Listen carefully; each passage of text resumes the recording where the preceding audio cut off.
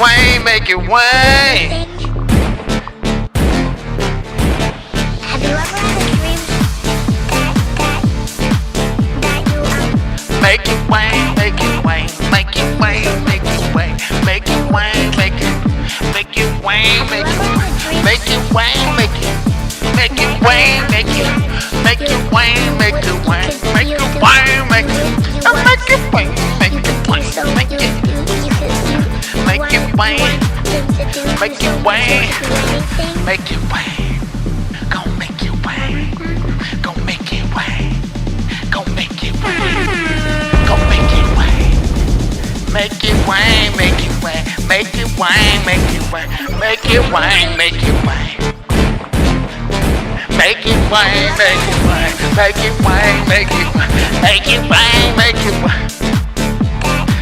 Shout out to y'all for making it Wayne. Make it Wayne, make it Wayne, make it Wayne, make it Wayne, make it Wayne. Make it Wayne, make it Wayne, make it Wayne, make it Wayne. Make it Wayne, make it Wayne. Make it Wayne, make it Wayne, make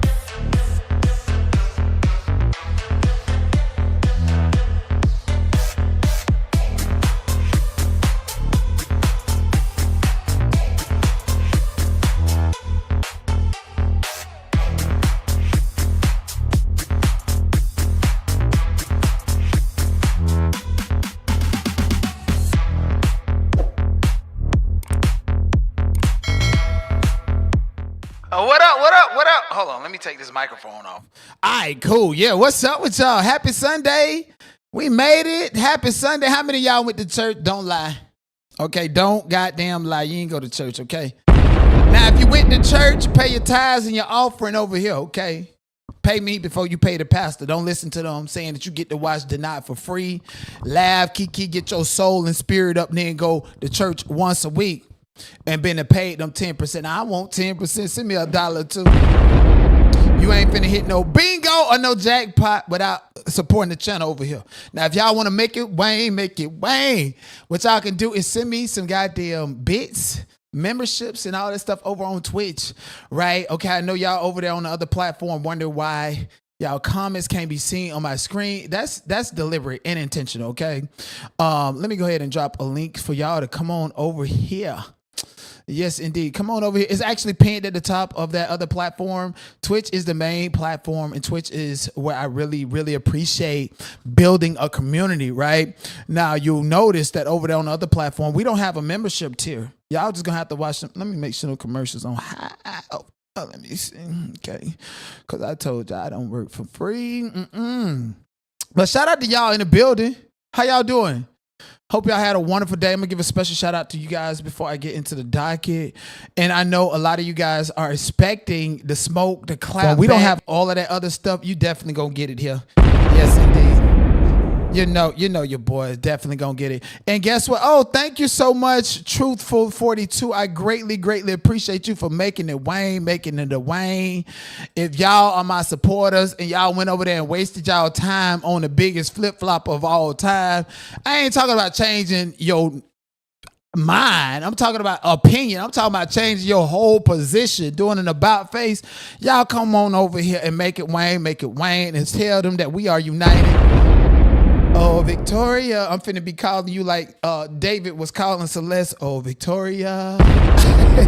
We don't care. We doing the damn thing. We love it. We appreciate it. Now, a lot of y'all be wanting me to respond to a lot of this other stuff. Now, I isolated myself from these other people because it's just not worth it, okay? Not covers trending topics, celebrity gossip, black celebrity gossip at that, true crime, court cases, and sometimes we'll cover politics. Now, when I get in the flow of things, I find these cases that nobody is talking about, and I go viral on it, and everybody got to copy me. We want to get me back to that place in that focal point of finding something that's noteworthy and trending and covering it to the fullest extent.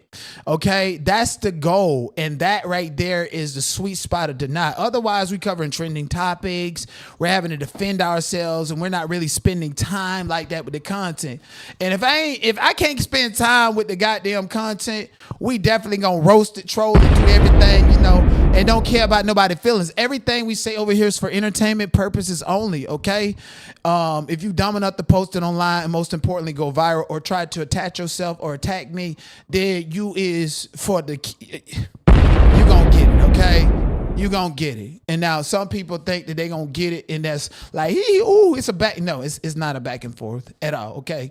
We ends it over here and we move forward because, again, this platform primarily focused on celebrity news, trending topics, true crime, court cases, and politics whenever we feel like it, okay? Whichever way, whichever trajectory, whichever narrative, notion, a goddamn sector that we want to enter, we're going to take over, and that's why they scared of me. And I understand they got some people out here that feel like they connected to people that probably are on my level, and those people on my level don't want me to have the public perception that I'm actually on this person's level, and me more so better. So they get the bottom feeders to push narratives and content and ideology out there, and I do my best to ignore it. But the public perception is, if you don't respond to it, then it must be true. So it creates this hyperbolic chamber of back and forth according to the public perception. But I thought that maybe I don't need to address everything. Made that mistake back in 2023. A bitch playing with me, my family,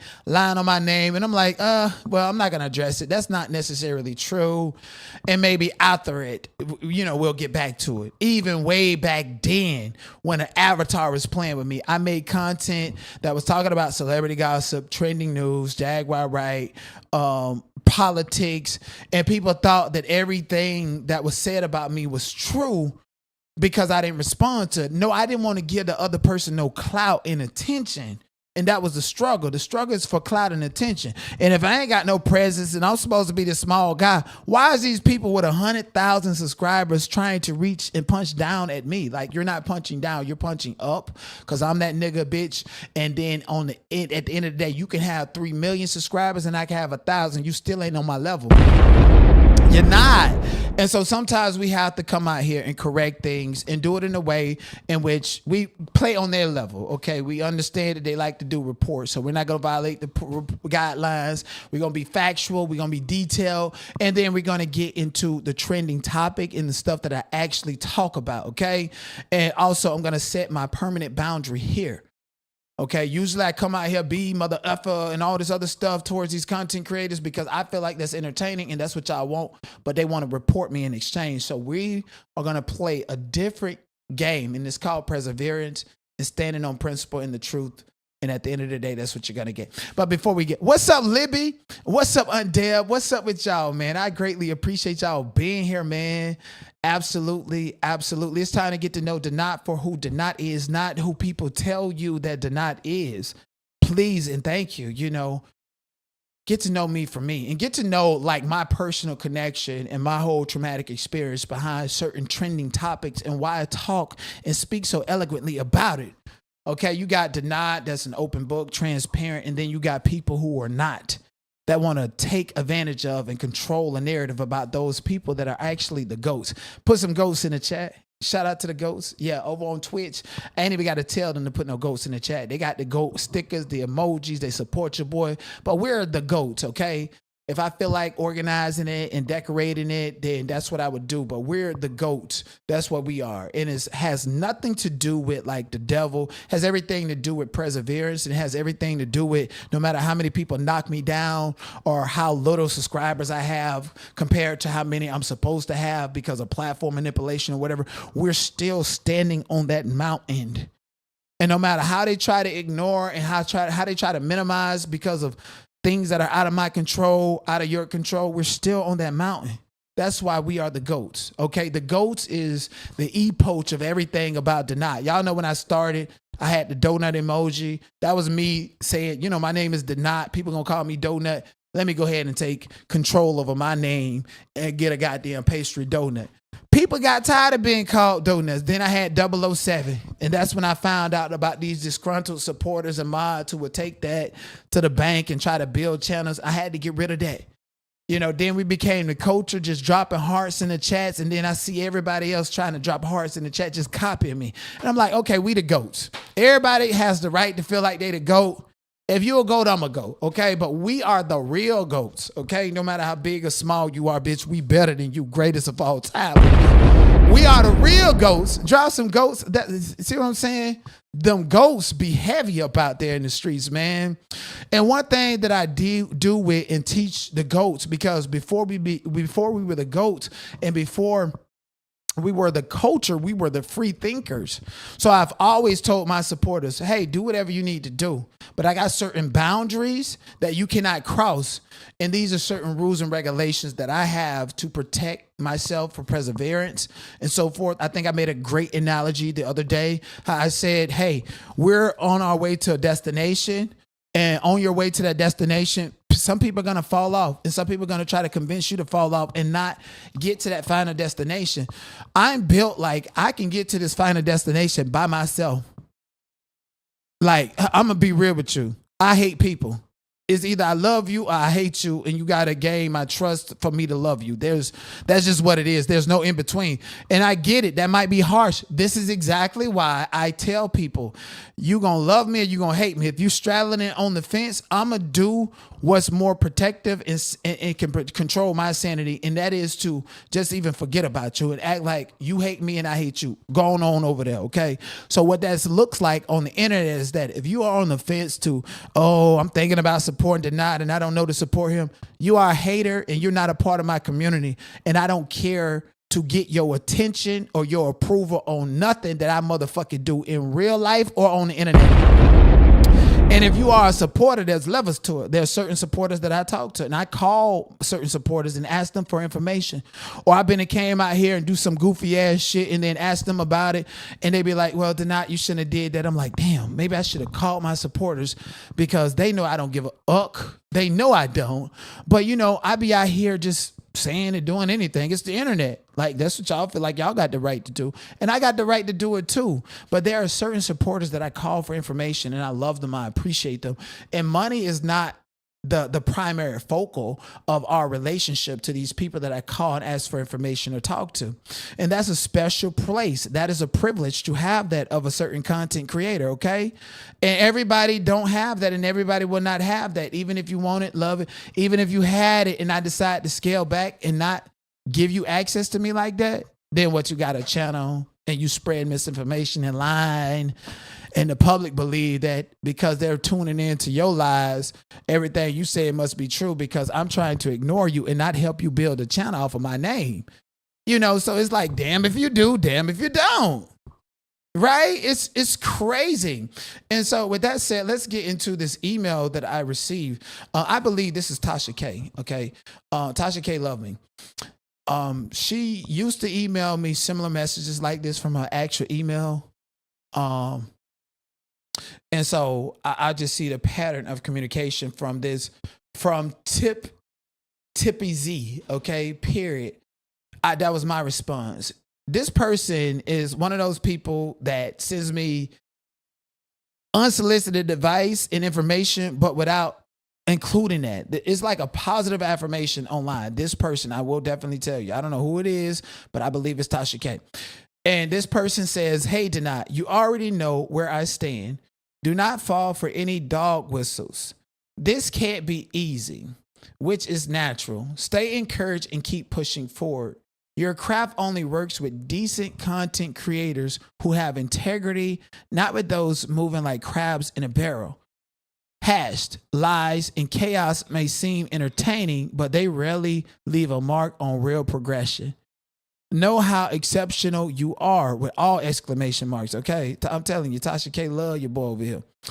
And continues to say, never curry favor with people who are not on your level. And I'm like, I've knowingly and intentionally have been, going out into places that may have seemed skeptical once upon a time, hoping that they're no longer skeptical. But I'm like, this person is really watching, and this person is really, really watching and don't want to be known. And mind you, this person has been emailing me since 2023. That's why I believe it's Tasha K. Anyways, the same person is now a mod for some stalker. Oh, going spaces to stalkers and spreading misinformation reveals their complicity. This is not new. Remember when you appeared on the Owls platform and someone upset with you started making it rain in the chat? That same person is now a mod for the stalker. These patterns will not change with this small, disturbed group of content creators.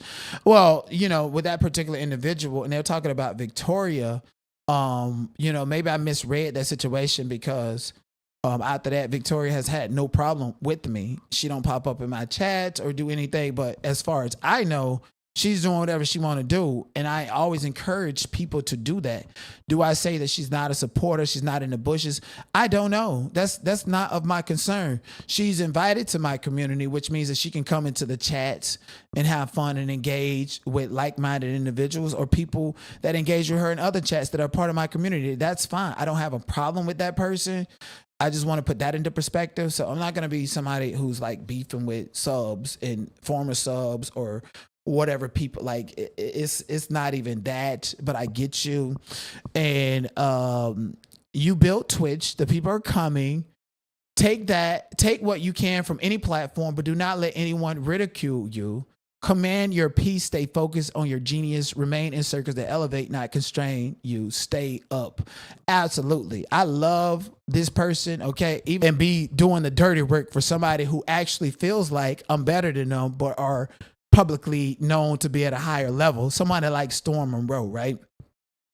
And I say that because I remember when I went to jail back in the summer and I couldn't respond. He gave AT2 an interview to talk about me and to corroborate and to further antagonize and abate this narrative that I was sexually interested in him. Like, this is so fucking disgusting on his face. It's like, at least let somebody that is attractive, try to play with me, but you're not even, you're diminishing my value when you go on a Storm Monroe platform. And somebody like that would actually know that that's what he's doing and know that this person, AT2, is delusional and obsessed with me. I mean, Storm Monroe and Sherelle's World are friends, and Sherelle's World has a 2-hour recording between AT2 and his auntie that was recorded less than a year ago. If I'm not mistaken, it was recorded right before the Diddy trial. So she still hate him. And, telling all the tea about him. And she's connected to Storm and they talk. And Storm gave AT2 this platform to say and act like he's my lover on the internet. And I'm like, bitch, like, what the fuck? You're disgusting. Like, this is gross. This is a big stinking man that nobody likes in real life, that scares black women, kids, and everybody they come across. And you're giving them a platform to aid and abate this narrative that I'm somehow attracted to them. And then you wonder why, when I cover Storm Monroe, I'm just ripping him to shreds. It's because of things like this. So, everybody be like, Denat, you have no integrity. You don't know how to collaborate. You don't know how to contact content creators to resolve your issues. On August the 23rd, 2023, that's after Storm Monroe did a video where AT2 and him led the public to believe that AT2 and I was in this romanticized relationship. I wrote Storm Monroe. I didn't go out and drag him for filth and I didn't do any of that. I did that before because of other reasons, but I was like, you know what? Let me be, respectful. I said, hello, Storm Monroe. I'm sure like many, you both had, and I wrote this to Storm Monroe and Love Jones. Love Jones actually addressed this publicly when I was in her chat one day. And I wrote to them, I said, I'm sure like many, you both had a field day with my name while I was locked up. Meaning that you did it publicly or privately, because they all watching.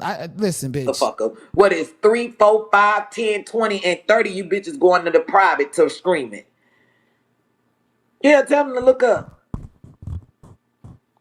Tell them to look up, child. And they're going to deny the real king of Clubhouse. They done outdone y'all all. See how they go?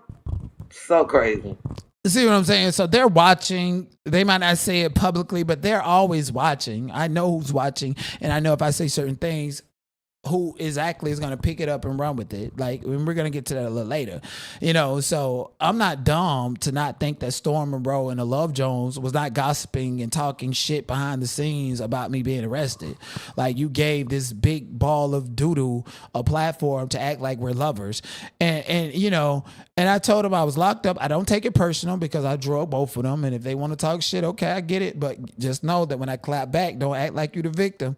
Anyways, I said, however, I was sent a clip of Love Jones' video from yesterday referencing an interview between AT2 and Storm Monroe. Please note that AT2 is an insecure, jealous, and petty man who's been nibbling at me for many years. My internet beef with him was nothing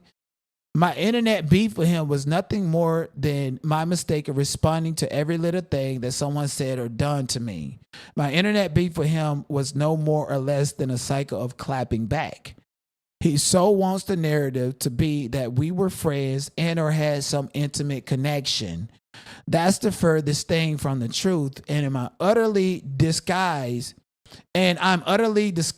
that a grown man would continue to use the internet to throw his bussy on me is borderline predator.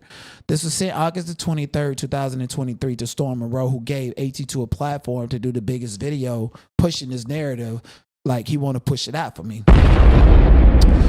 And then, P.S. I said, thank y'all for keeping me relevant and yada, yada, yada. Okay. So I'm like, Storm, like, why would you give this man a video? You're jumping in the middle of some shit that you don't know, that you don't understand. This is the same man that absolutely agrees that, he's going to do any and everything necessary to tie himself to me, to my platform, to my likeness and so forth.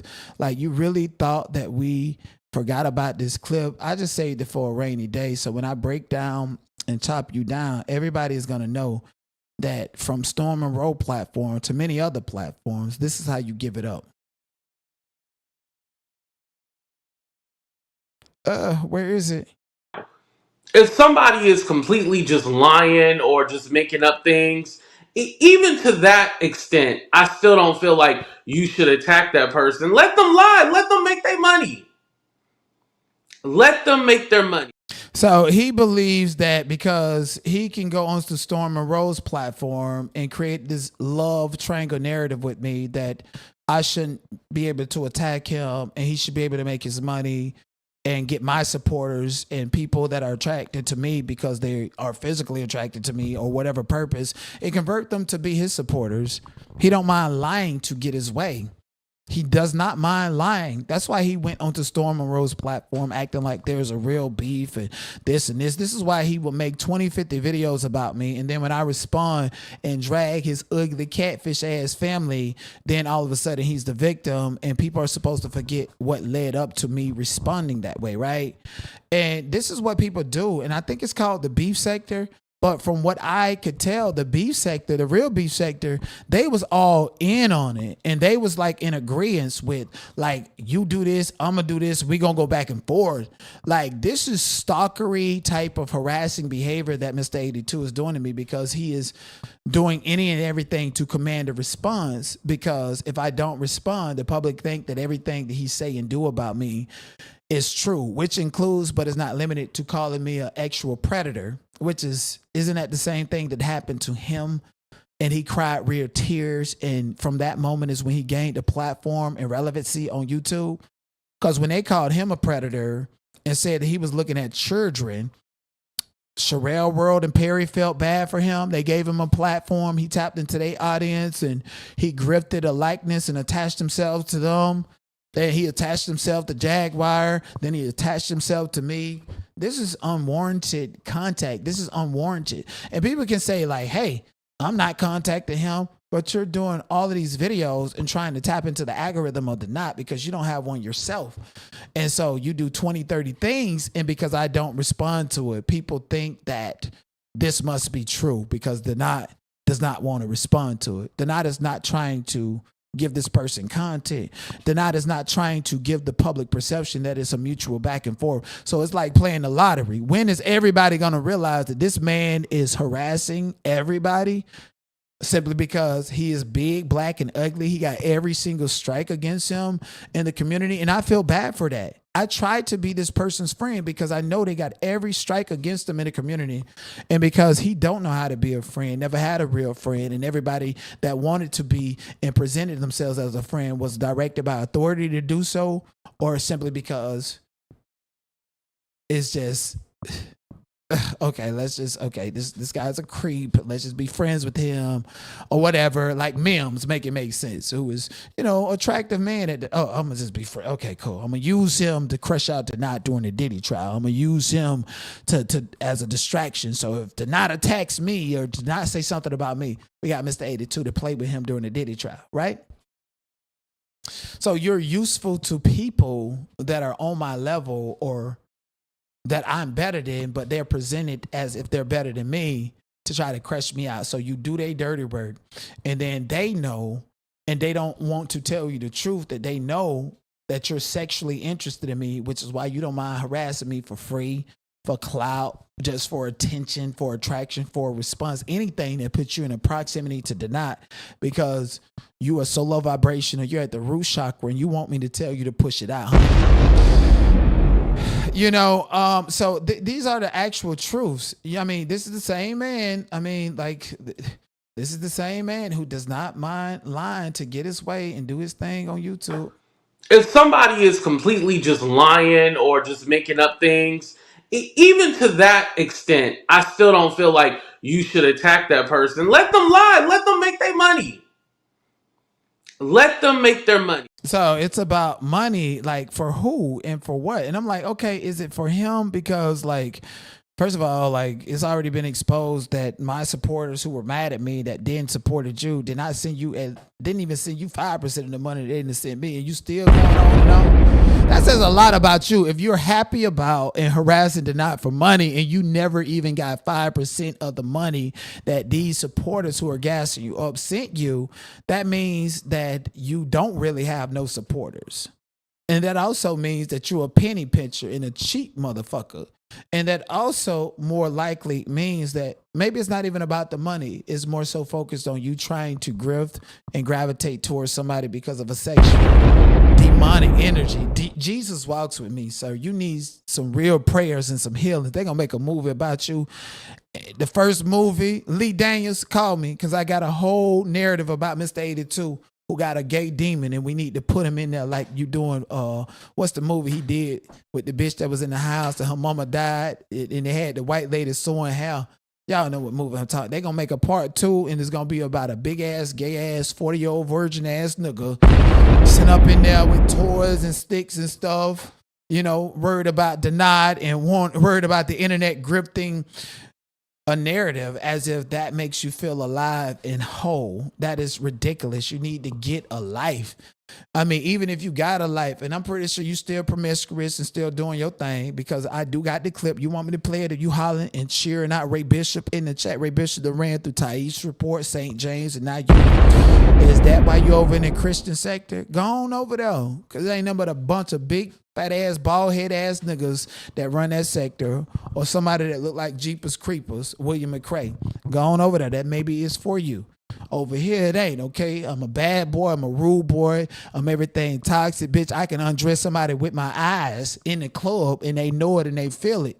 And if they ain't about it, I'm going to walk away. So, and I decipher that stuff quick. So, Mr. AT2, like I said, he don't mind lying just to, feel like he fit in and feel like he's important. Lying. They say he got bots over there. He ain't really got no 99,000 subscribers. If somebody is completely just lying or just making up things, even to that extent, I still don't feel like you should attack that person. Let them lie. Let them make their money. Let them make their money. And we know, even though that you can justify that clip, how you going to justify this post that you just posted 21 hours ago? Let me clarify. I created a YouTube channel 10 years ago, but I did not start until May of 2020. I'll explain more tonight. Well, Madagascar, Maggie had a social blade. I had a social blade, and we looked back then how many views that you was getting way back 10 plus years ago that you've been active on YouTube. You said you just started in 2020, but you got a video called Fillers. You got a video called Patty Sweet Potato Pie because you big, black, ugly, and want to be a singer like James Wright Chenier and thought that you was going to grift clout off of him and go viral 10 years ago, 9 years ago, but said that you started in 2020. Now, what happened to you is you was copying all the news clips and posting them as short.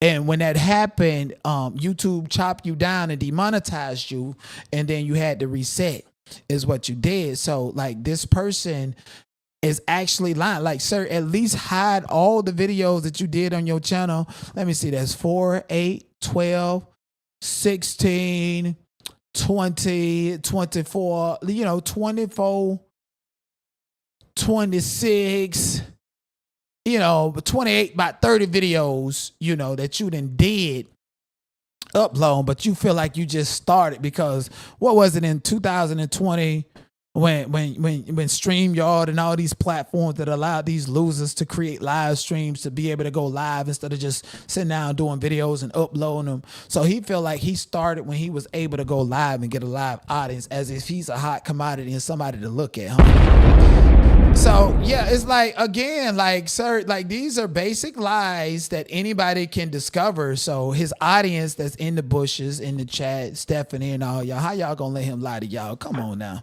If somebody is completely just lying or just making up things, even to that extent, I still don't feel like you should attack that person. Let them lie. Let them make their money. Let them make their money. So I guess it really is all about money. And mind you, this is the same man who has said countless times in videos that he don't mind doing something strange for a piece of change. Want to hear it? Go. I even did an HPV test. And I didn't know how they did HPV tests for men. Women, I know they swab y'all and stuff like that. But I didn't know. Yo! They had to take a cotton swab and swab my ass to get a sample. I'm all about health and stuff, but from what I know, like, when I go to the LGBTQ center to get HIV/AIDS tests and shit, first of all, I go religiously because, they give me my prep and I be gone, I be on prep, I be hooked. I take the prep even when I'm not even active because I want that just flowing through my body. It just gives me a safety and a reassurance. And when I go and get my test result, they take my blood and they ask for a urine sample.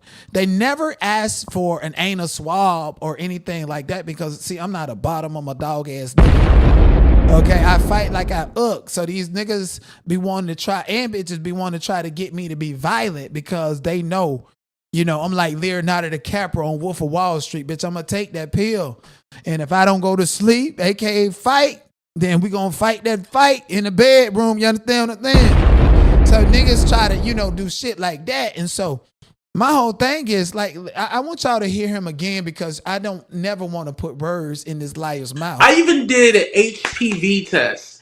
And I didn't know how they did HPV tests for men. Women, I know they swab y'all and stuff like that. But I didn't know. Yo! They had to take a cotton swab and swab my ass to get a sample. And I totally believe in actual health. I think you should get tested for any and everything. But see, me as somebody who's a total top and, bisexual, all this other stuff, or even heterosexual men, when they go get HIV/AIDS tests and STD tests, they're peeing in cups.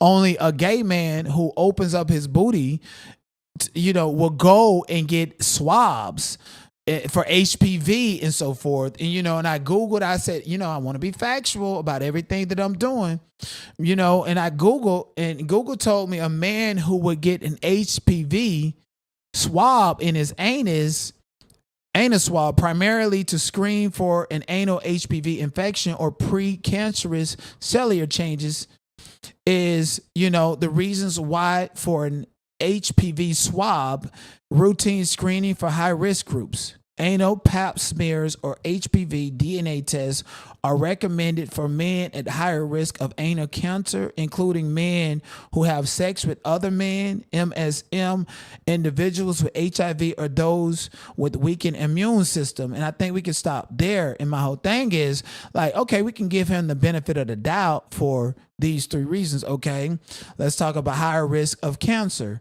And mind you, this is the same man who walked a block in Los Angeles, threatened and called me outside, but then posted a picture of his swollen ankle saying it was swollen just from him walking, and he didn't go to the hospital to get that diabetes motherfucking diagnosis. So he's not going to the hospital to get no pap smear in his anal to check for cancer like a responsible adult. They tell men don't do that until what, you're 40 or 50. Don't go in. Okay, he's not even that. He's close. He's 38 years old, so he's not going for a colonoscopy. You know, and me personally, like I probably pissed. I ain't even gonna lie, quivering. I probably pee myself. So I'm thinking about somebody digging in me. Come on, man. Come on. You know, so I know he's not going for a checkup on cancer because he's not responsible like that. He don't go to the hospital. He's a dirty ass black man to hang out in back alleys and scared to go get tested, period, for anything, especially HIV pap smears because somebody been running stick off him.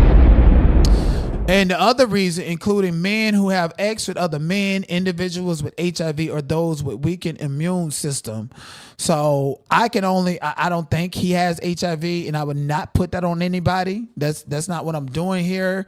And as far as I know, simply because we don't violate HIPAA, we're not going to put HIV on another content creator. And we know how it felt for people to say that about me, even though I prove with my charts that it's not true. Then again, this is Mr. AT2, the same person who actually, went live and said it's okay to lie on people. And we got the receipts. It's not like we're just pulling this up about him getting a pap smear. He said it out of his own mouth. I even did an HPV test. And I didn't know how they did HPV tests for men. You know, women, I know they swab y'all and stuff like that. But I didn't know. Yo! They had to take a cotton swab and swab my ass to get a sample. So, they had to swab him to get a sample. It is based upon the facts, the data. People go get swabs because they are at risk of cancer, which means that they check up. Mr. AT2 don't go get a yearly physical. So do you think he getting a pap smear? An optional pap smear that you damn they got to beg for as a woman or a man in a hospital because he checking for cancer? He ain't getting no physical. So why else he check? He ain't doing no exercise, nothing, going on no vacations, just sitting up in there with his t-shirts and his panties on for his uncle to come on over and slide in. So, y'all be the judge. Do y'all think he was getting checked or getting a pap smear for cancer? Getting a pap smear because he didn't let so many random men running him? Or do y'all think that he was getting a pap smear because of HIV or his immune system is collapsing? Because either way, he can't hold his motherfucking bowels. So y'all be the judge of that. We're only dealing with the facts, and only he can come out here and say what the truth is, but the devil is a liar.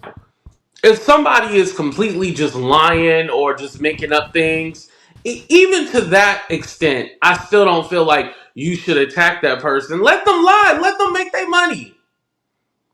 Let them make their money. And I don't know and understand how, these are facts with actual receipts. So, if you're going to go off the ledge and say things about people and gaslight, who believes you? This is the same man that will go live and say he's terrorizing the YouTube streets, and then when a nigga like me come out here and pack him up, because see, this is a different type of pack up. This is the type of pack up that requires no response. This is the type of pack up with no baby Dookie voice on it.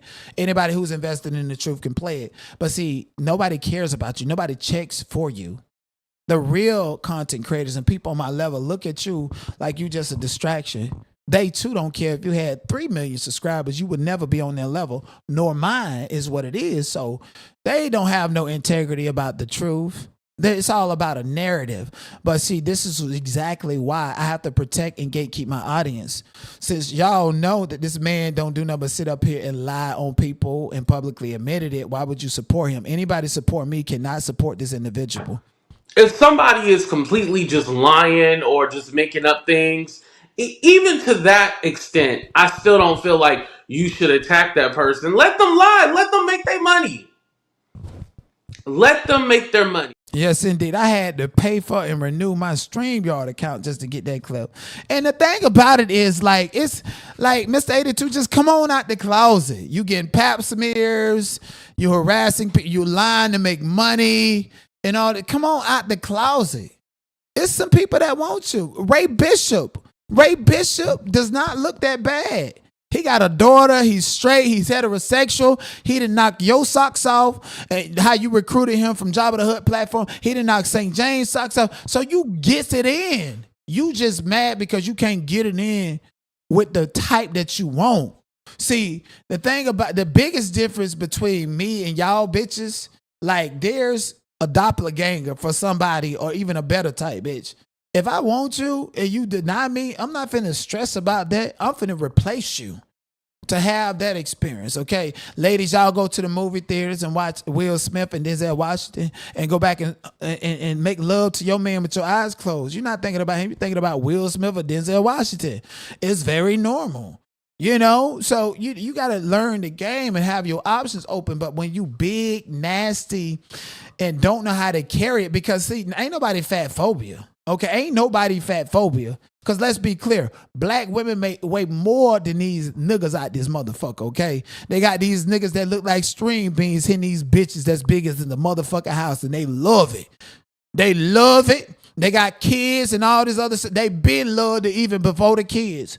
Okay, they use the kids as an excuse to keep fighting, and they'll go slap crazy if them big bitches give up their VV to somebody else in their caliber. Let me tell you something. They just do it the best, slob on the knob and everything. But see, the thing about it is, when you nasty and disgusting and don't know how to close it, you and gay, you just resort to going in the back alleys where don't nobody want to holler at you but Perry Sanders. This is why he had an issue with you.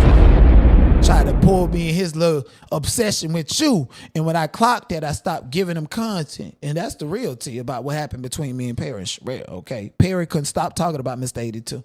He got mad because he couldn't stay on in his man cave and talk about how he mad because 82 came to Vegas and cut him off and then come and see him. But then when he went for Christmas, he claimed that he was over there with his daddy and his white stepmama Elaine. And them people said they ain't seen you in years. So when you was over there, child, and you know we didn't moved out of Vegas and we don't know what's going on. Of course you would do that.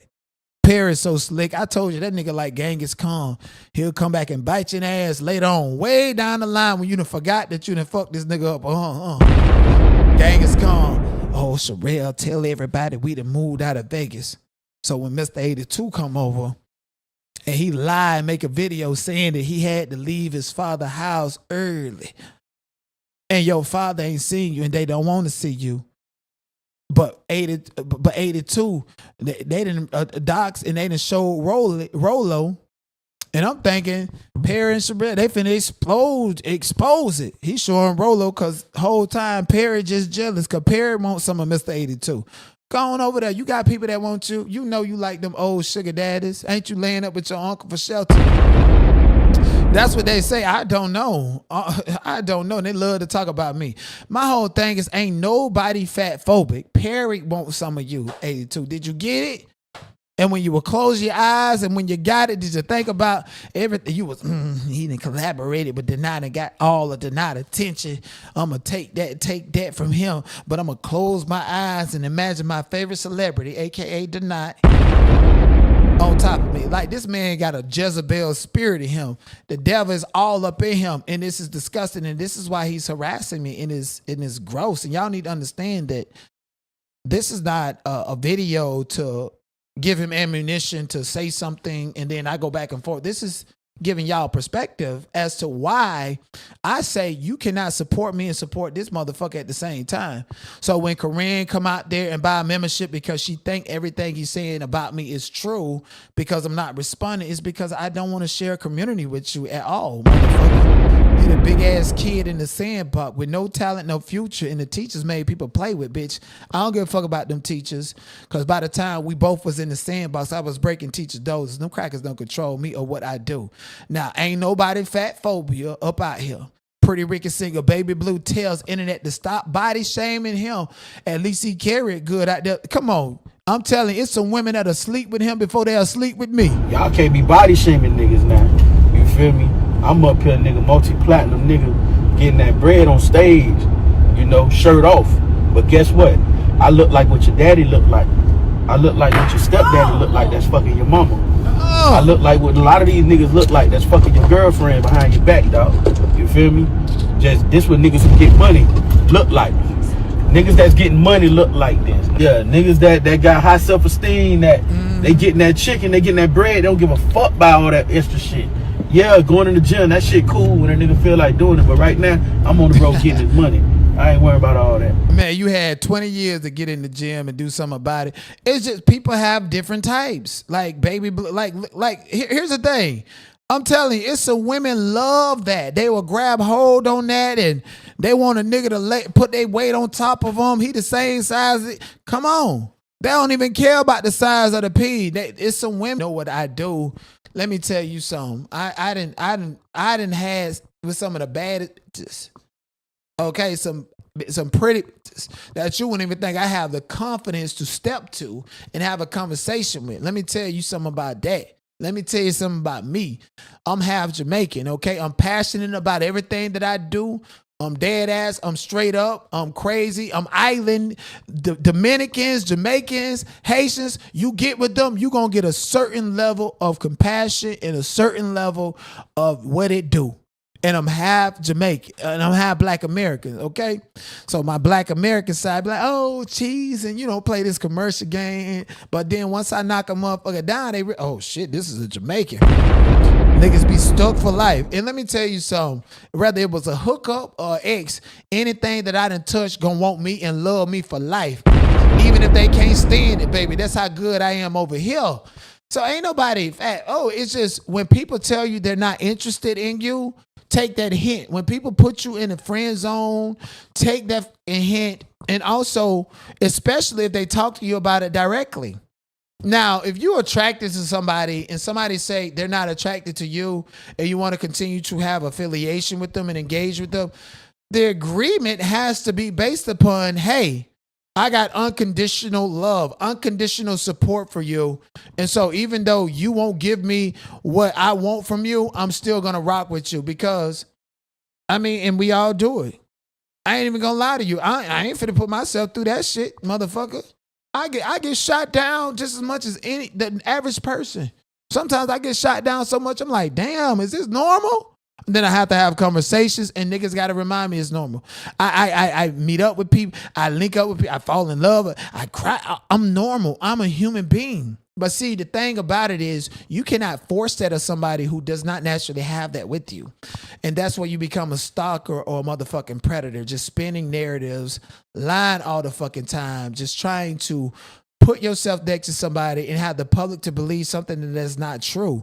That is not only not healthy for you, it's unhealthy for your audience and the person that you're targeting. But again, motherfuckers don't mind lying. So this is y'all master. This is the guide and leader over there that they subscribe to, they pay memberships of and go behind the paywall and say that if the knot does not respond to Mr. AT2 saying that he's a sexual editor, then that must be true. But guess what? If somebody is completely just lying or just making up things, even to that extent, I still don't feel like you should attack that person. Let them lie. Let them make their money. Let them make their money. And so, you know, he did this is disgusting to me, by the way. I want everybody to know how disgusted I am with having to pull this man's video on my screen. He's not easy on the eyes. He's disgusting. He's a master manipulator. He hides behind these glasses as if he's smart and know what he's talking about. Lied saying he knows Spanish. Lied saying he know just lied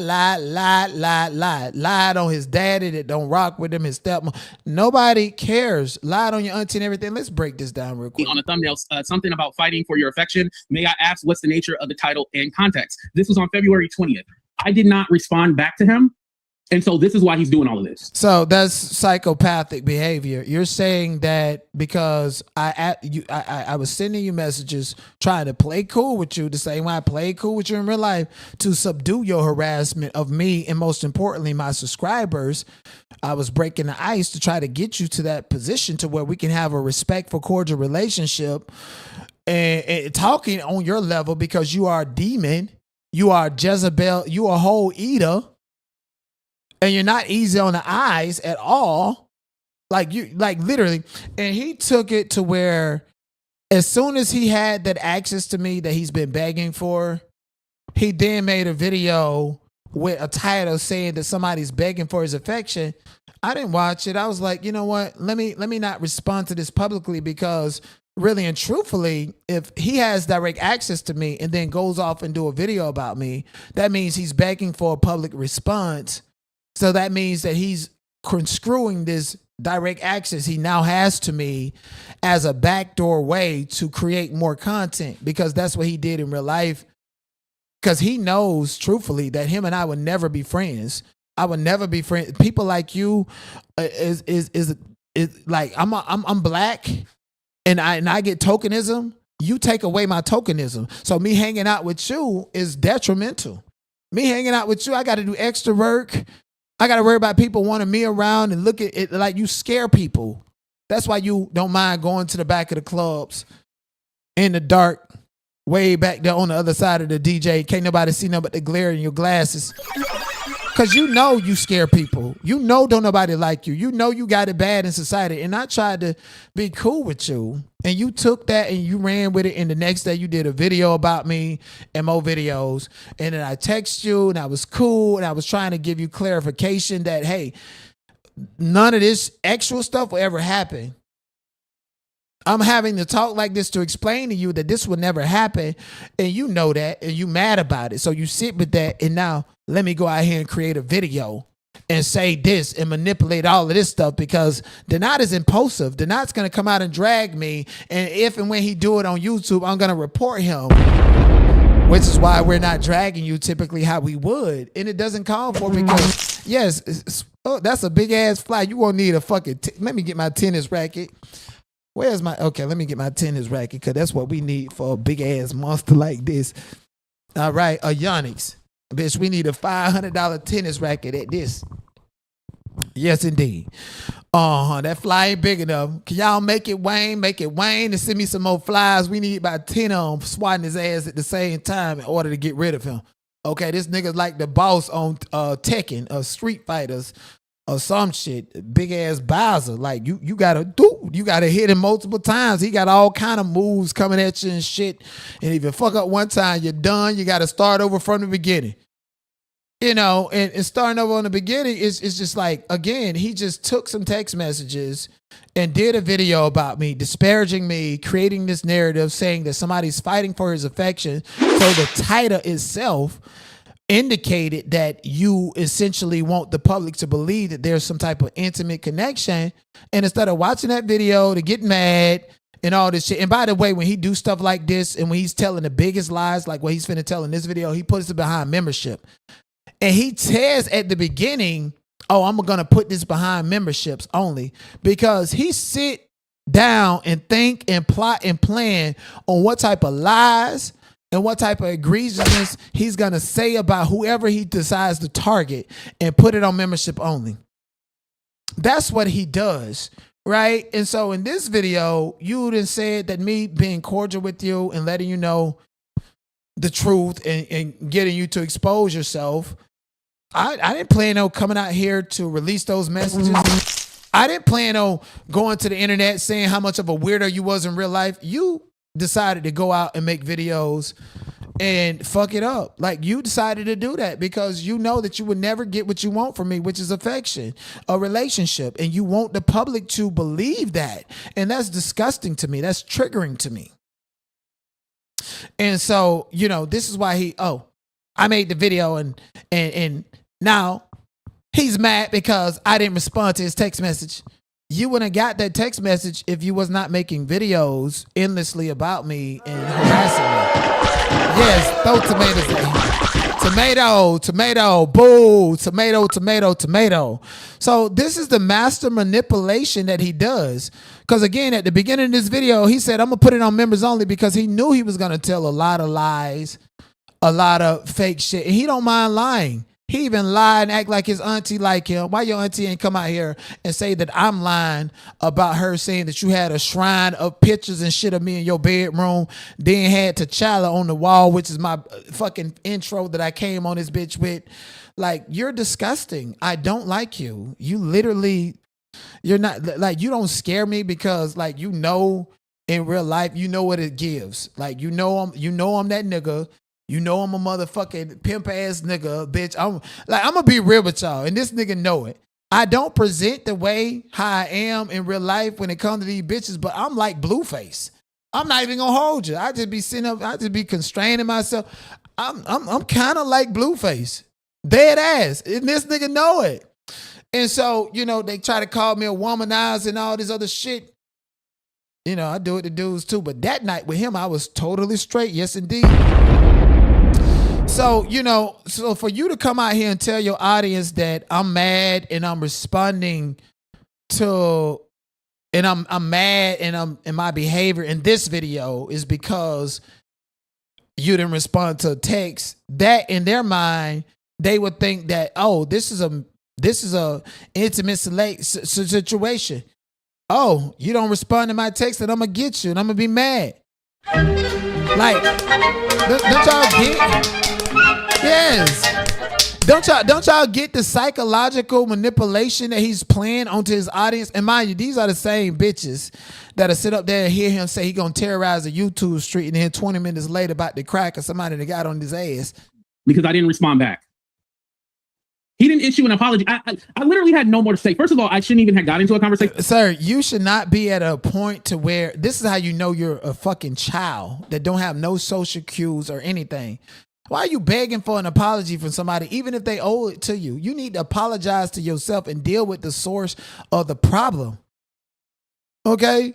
Like, even recently, some people are not going to give you that closure that you want because maybe they feel like that closure is going to continue to confuse you and make you think that this is a back and forth or something. What the fuck is this? I can genuinely apologize to this person about whatever they think that I did wrong or whatever I did wrong. They're never going to apologize or acknowledge that you're the problem. And guess what? You threw a pebble of salt at me or sand, bitch, and I'm going to get the World Trade Centers at you. So that looked like you playing with me and I'm telling you to leave me alone, and now your auntie in my email and I interview her. I'm getting the World Trade Center on you. Okay? That's how petty I am. And if you feel like somebody owe you an apology, what about what you did? And see, this is the semantics that he wants to get into. He wants to get me or whatever stalker about discussing the gray area of everything that really doesn't matter. Because at the end of the day, I don't want shit to do with you. You are a stalker. You are scary. You are harassing me. Everybody sees it. Everybody knows it's been going on for far too long. And I don't understand how you as a man can feel like this is appropriate. Are you that alone and miserable? You ain't make nobody fall in love with you in the back alleys over there in Reno. Ain't you going to take, like, what is Ray Bishop going to see you in Vegas? Or is it a whole bunch of black women that you're going to look at with your hand open and your eyes big, hoping that you can prey on their money to hit a jackpot yourself? What kind of meet and greet is this? Ain't nobody finna get out of their bed and fly way to Vegas to meet you. No. At all. And you're a fucking liar, bro. You harass people. Nobody wants to engage with you. You keep trying to force engagement with people. And I know you here. With him because, again, he wanted to use this for content, right? But Because I wanted to use it for content. Sir, you the one who made the videos. You want the content. You want the engagement. Me going back and forth with me and tying yourself to me makes you feel better about yourself. It makes you think that you're somehow equally attractive as me, equally talented as me. Bitch, I don't give a fuck if you had 1 million subscribers. You still ain't on my level. There was nothing more to say. You didn't apologize. Like, that's a hard line for me. You're never going to get an apology, and you got to be okay with that. And the reason you're never going to get an apology is because I feel like I owe one. And guess what? I don't even want an apology from you because it starts in the debates, a back and forth, and some shit that I don't want to deal with. You're disgusting to me. I did this with you years ago on Judge Shady Court platform. I'm not doing it anymore. You're a stalker. You're crazy. You're delusional. You're deranged. You're sexually motivated. You have a demonic Jezebel energy towards me. And I guess nobody else can see it besides Sherelle and Perry, who are big influencers, called it out. David Wade, King Payne. How come all of these content creators who you call yourself to be peers of tell you that, hey, this is the public perception. You're obsessed and you're stalking Denot. You're not going to beat those allegations. And because you continue to do that, that means that you don't care about those allegations. For some reason, those allegations, which is predatory behavior, validates you. Are you okay with that? And then you don't like to address it directly. Are you really okay with that? Because, see, you know, people say things and you ignore it. Like people say that I'm stalker this and this. I'm like, okay, it's getting too much, too out of hand. At what point in time do you go and directly address the sole purpose of you stalking, harassing, and your behavior specifically towards me or somebody else? Like you've said that Judge Shady Court lied on you, saying that you was a creditor. And so when you attack her, the audience be like, oh, okay, I get why he's still mad about that. Like from what I'm hearing, you're not mad at me. You're mad at your auntie. And the apology isn't even for me. It's for my family. Because the way that and there's so much that, you know, I'm gonna let my auntie tell her story. And your family, but like, do we have amnesia? I know his audience seen him posting my family, calling my family ugly, and and then I pull up a picture from your public profile of your ugly ass family and show them that you have on your profile. I didn't go to your family profile and pull it up. I went to your public profile where you claim to be a public figure and showed that. That's what I did. In response to you saying that my family is this ugly, this, I showed yours. Okay, because again, you throw a pebble at me, I'm going to get the trade centers. That's what happened. And now you want to run to the YouTube police. Now you want to act like you're the victim after telling everybody you're going to terrorize people. Like how? Like this is obvious facts. Like these are obvious facts. When are you going to deal with these facts instead of spinning the block and spinning false narratives and playing the victim? You literally are a fucking coward. That's why people ignore you. And I'm only doing this video because I want my audience to know this is why I don't respond. And this is why I cannot have you in my community if you're going over there listening to people like Stephanie and lie or Genesis. I don't even know what these people's problem is with me.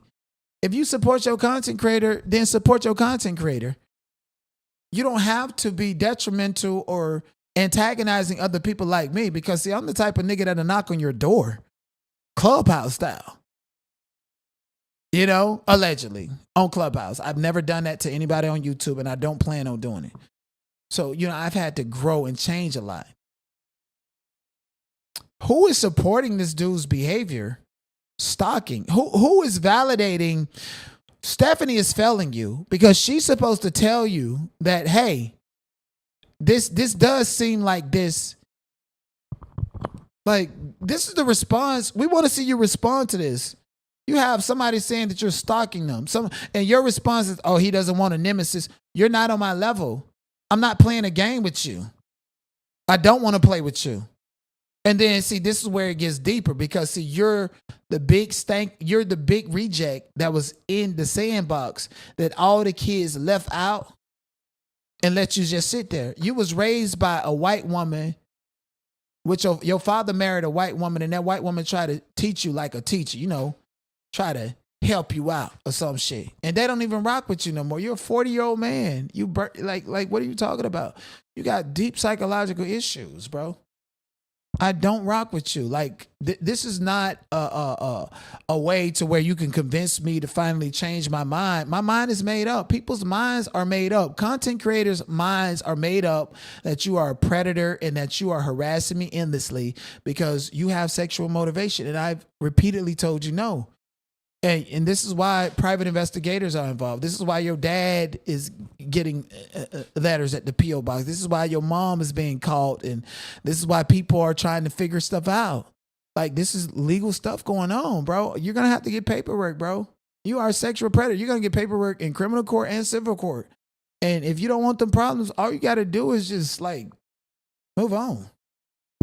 Or are you just so fucking crazy to the point to where you would feel validated if your name was next to mine in some type of official proceeding, like we get married, bitch? You know, and she'll do her channel and tell her own story one day, but it's so much behind the scenes that he was doing and manipulating and shit like that. So, you know, again, when she's ready to That's a lie. Your auntie ain't tell this story. It's been 3 years. She said what she said and she stand on that. On the internet. So says your auntie. You mean the same auntie who was on Twitch, which by the way you blocked? Followed me on Twitch to try to build an audience off of my back. You got blocked and realized that this shit ain't gonna work. You got blocked and silenced and ignored. Is that the same auntie who went up there and said that she do a lot of stuff on the back end? The same auntie who told me in the interview that she did with me 3 years ago that she's always around and she know everything because she do a lot of stuff in on the back end? Where are your receipts to prove that I'm like your auntie came to me? Your auntie don't like you. Your auntie talked to Perry and Sherelle for 2 hours, and you know if you play with them, they got something for you. But then again, that probably never happened because when you was in Vegas, lying saying you was with your dad, when I probably got a recording of Elaine saying they don't rock with you. They haven't talked to you in years. That's what your white stepmama said over the phone to a private investigator who lives in a one-party recording state, but you want to come out here and act like everything is gravy. But see, if I release that, then you're going to try to play the victim. Private investigators contacting for legal purposes, recorded in a one-party state. It's because, like, this is what we have to do to get you to leave us alone. Everybody that's a star has some type of exposure of them at the end of the day. But you don't want nobody to know anything about you. And you lie, make up narratives. Like, I literally can end you and crush you. By in this same video, you said, my family, we're good. And I had a conversation in a text. Them people said they don't even talk to you. You know I got that, don't you? They don't even talk to you. Let alone, you keep talking about your auntie coming up on the stage and on the platform to advocate for you. She don't like you either, sir. Tell her side of the story. She would tell her side of the story of why she did this and that whenever she's ready. But, you know, it's so much shit that he needs to be accountable for and say, you know what? I shouldn't have done X, Y, and Z and said this and that. Like, no, you're grown. I said what I said and I did what I did. If you don't like it, then you're just going to have to figure out how to let that go. And see, the thing about it is, this is the man that, let me go ahead and play it with you and tell you how much of a sociopath he is.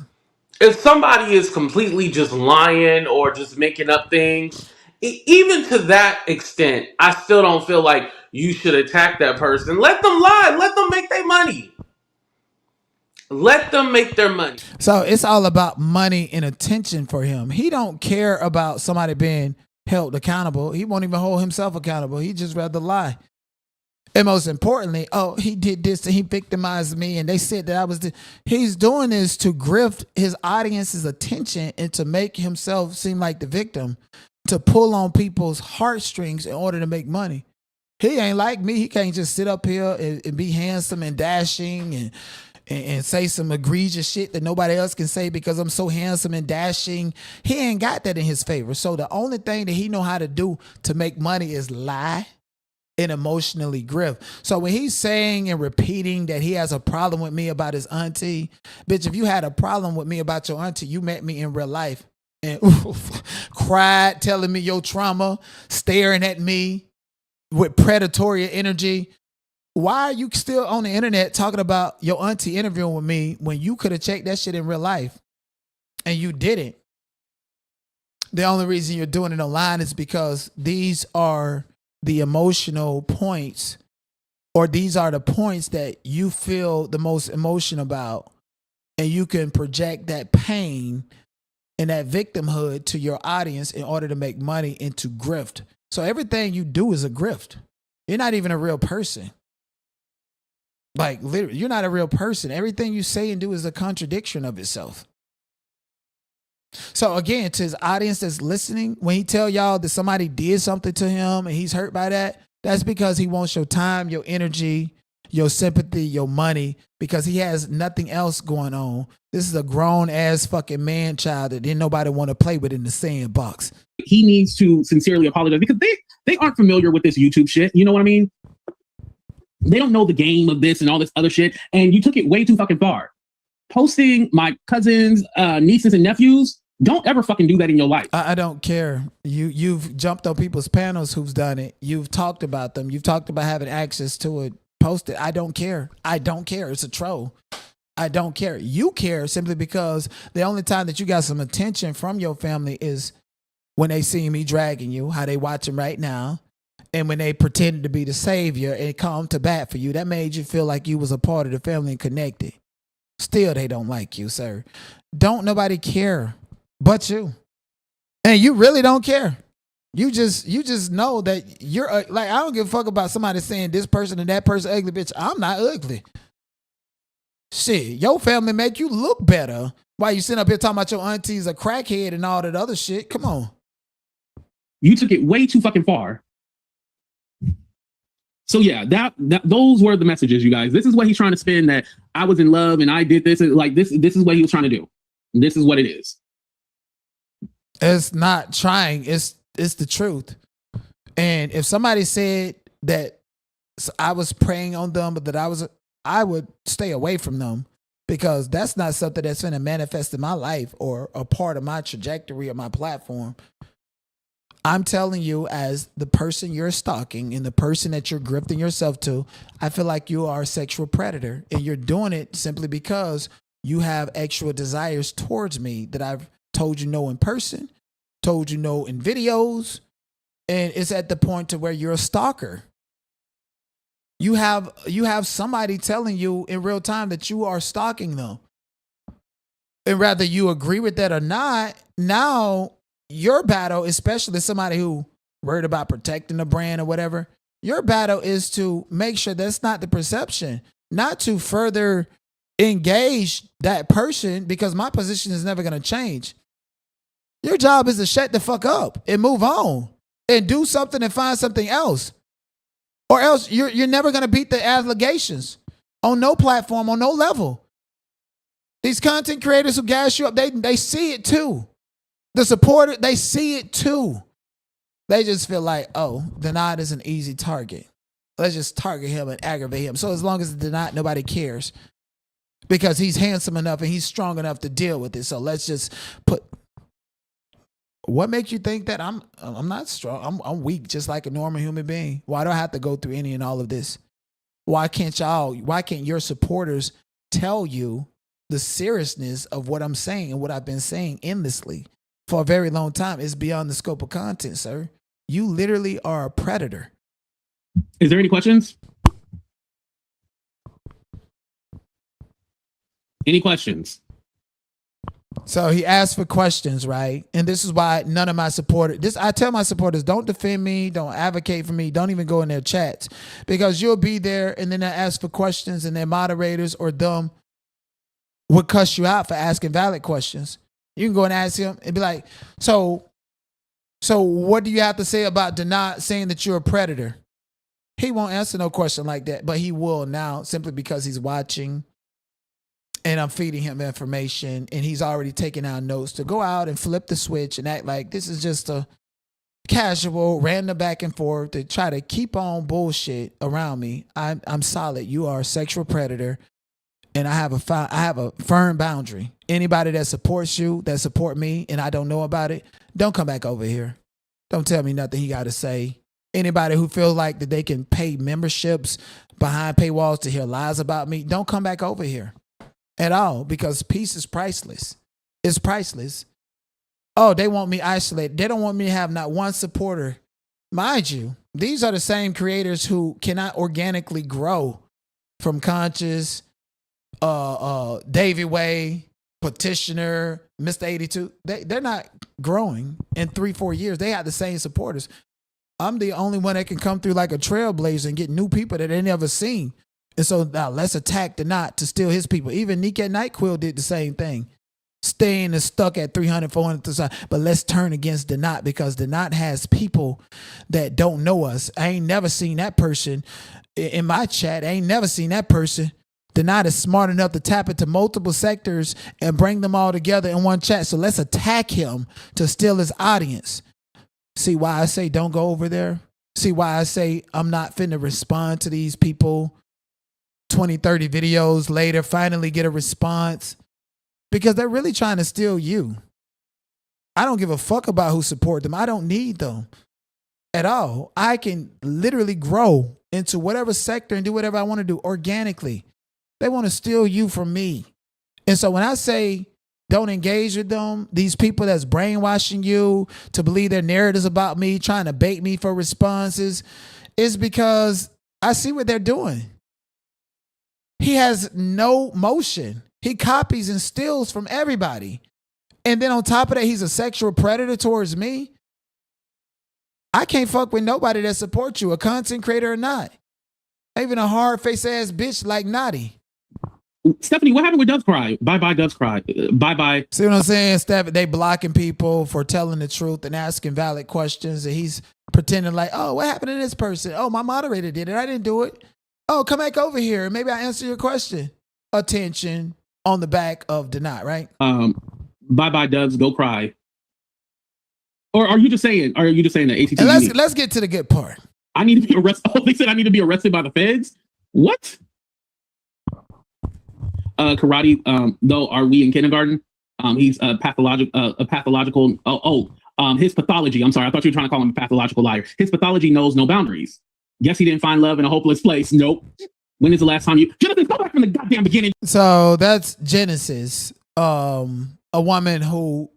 I heard that lady getting dragged for filth. Called Peter Griffin. Called everything but a child of God. I don't know. Why are you discussing me? Like, you can support whatever content creator that you want, but why are you aiding and abetting lies about somebody? But if I clap back at you, now all of a sudden you're the victim. I understand, Genesis, that you met up with that person. I don't know if you invited him to meet up with you before or after you was inviting me and had these plans and wanted to do an interview with me and all this other stuff. I don't know your exact problem, but bitch, let me tell you something. Like, I'm not nobody to be played up with. I'm not nobody to be played up with. You got some negative, some fucking bullshit to say about me in real life, I will address you in real life about that and check you. If I say something about you and you want to do that, then we can do that. I stand on what I stand on.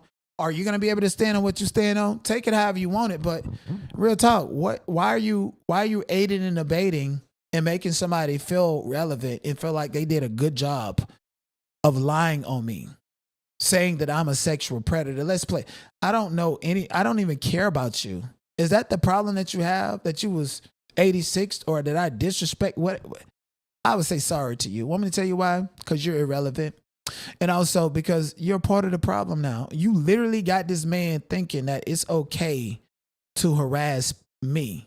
It's okay. His lies towards me is okay. What did I do to deserve that of anybody that support him? What did I do?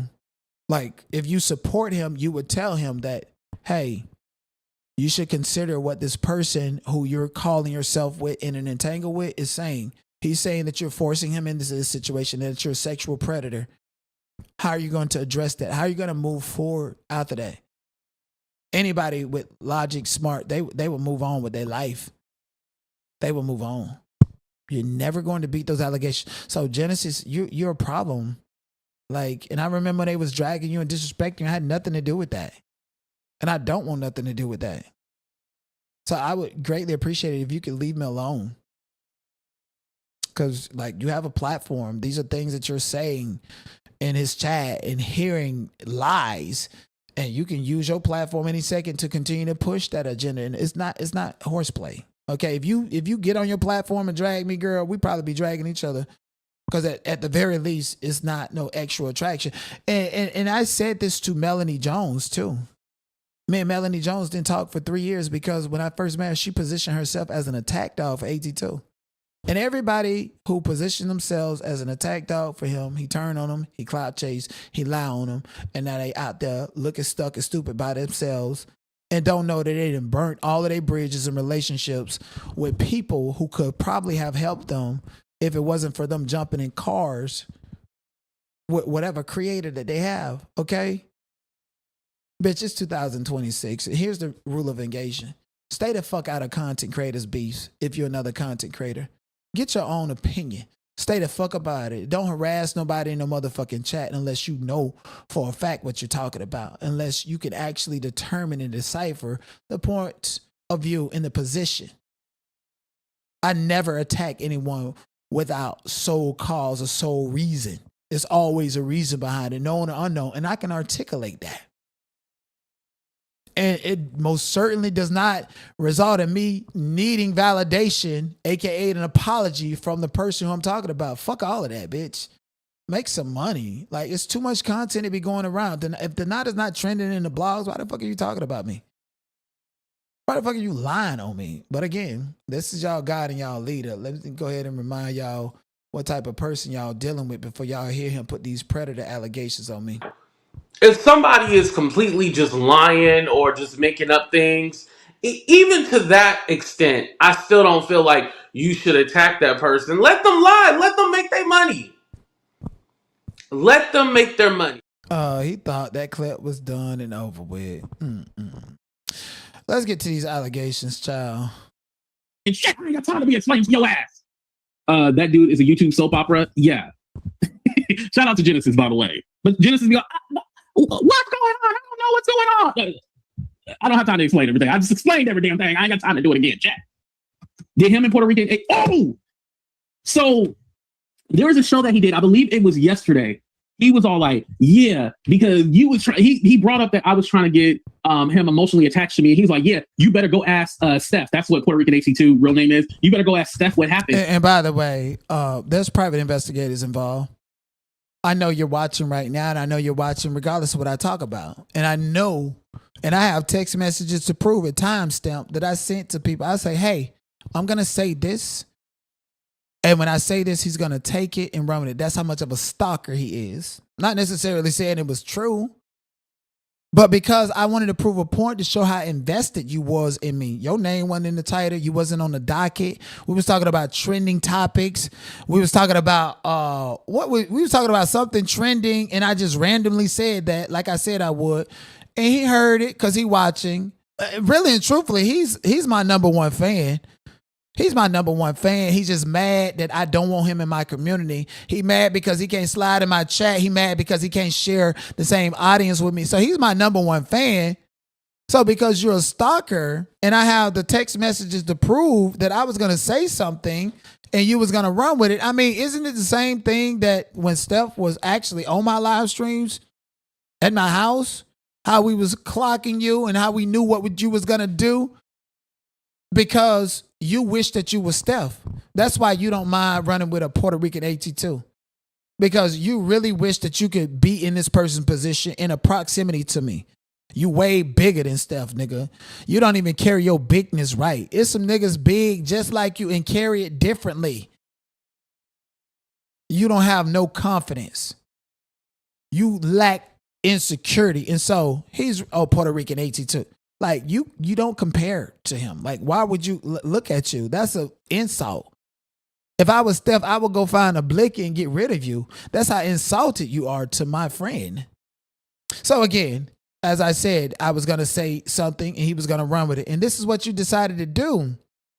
And I was like, how is he going to spin this? Okay. If Steph was here right now, you wouldn't even know it. And it's because it's what I say so. It's what I want. It's the status quo. You never know. Y'all so-called talk about who house I live in LA and shit. Have you ever seen that person in the camera? Because most certainly if I'm going live and shit and that all the time, most certainly when I go live, it looks like I'm by myself. Does that mean anything? I'm not Claressa Shield, bitch. Ain't nobody gonna catch me slipping if I don't want them to. So you don't know a motherfucking thing. You know what I fed you, and I was gonna see how you spent it, huh? He was all like, yeah, he's around. He's been trying to, he was trying to get with me and blah, blah, blah. Now, here's the truth. Now, he doesn't know that I know this, but I had already exposed this, right? So Lady T had told me that, he met Steph. Again, that's another one that I don't want in my community. Telling lies with no receipts, no information. Mixing, saying, oh, trying to get a proximity to say that I've had these private personal conversations, and because they got proximity and can show a receipt of this, you're supposed to believe what I'm saying. No. I mean, I was forced to talk about Enrique because, wasn't it you and Lady T on an hour-long phone call with my ex from Brazil, Enrique? Okay, it was like Cap was already, didn't mind talking about that. Y'all just speculate. And don't know what you're talking about. And your source is this person, and you made sure you threw her under the bus so that you can be able to say that this person told me this, and she's a stalker, and I listened to her, and I didn't do it. Like throwing a rock and hiding your hand. No, you're in cahoots with this too, sir. So again, Mr. AT2 had people to come out and say that he was playing with and watching kids, and now listen to what he says about me. Steph in Brazil, and he was attracted to him or whatever, but Steph is straight. And he was, see how he be trying to come up on straight? He got a pattern. So, he's like, oh, do you think that, I can turn him or, get him, blah, blah, blah, blah, blah. And then I guess he told her like. So I'm telling people on YouTube about my friend in real life that I think this is about my friend, and do you think I could turn him? I told people that on YouTube. I had a conversation about that, and I think, what else did he say? Let's listen. He was like, he would be jacking off to Steph's pictures and stuff like that. Like it got really that I'm jacking off to my friend's picture. I don't need. let me first of all let me tell you this. I don't need to do that. I don't need to do any of that. I don't. And again, like, let's say hypothetically speaking, what he's saying that my friend is straight and I was whatever. Like, I'm denied. Nigga, I can pull any bitch that I want. And we gonna leave it at that. I'm the type of nigga, like, even motherfuckers, like, way back in 2010 that rejected me, 2020, I done finally got it or some shit like that. I'm denied. I don't stay stuck on stupid or stuck on anybody. Like, and I'm all of a sudden out to somebody's pictures. Where is this information coming from? This is predatory behavior that you're talking about. This is predatory behavior. Isn't this the same thing that they said about you with kids? When that storyline came, everybody felt bad for you and you cried real tears like on the thumbnail, and you gained money. You got in a proximity with people in communities that don't fuck with you today. But you definitely tapped into their audience and built a platform off of that. Off of the fake ass tears. And you want to know why I'm not crying or why I'm not, oh, he did this and he said, I want me to tell you why. Number one, because the only reason he's saying this is because he's always wanted to correlate and attach himself to Steph, calling him the Puerto Rican AT2. Trying to it's like a psyop. He wants me to think about him when I'm thinking about my friend Steph. That's predatorial. You're a fucking nutcase, bro. You're disgusting. Like, don't y'all see this is the problem? I can come out here and drag him and clap back and all this other shit, make it entertaining, because if I do it that way, it'll be more people tuned in, right?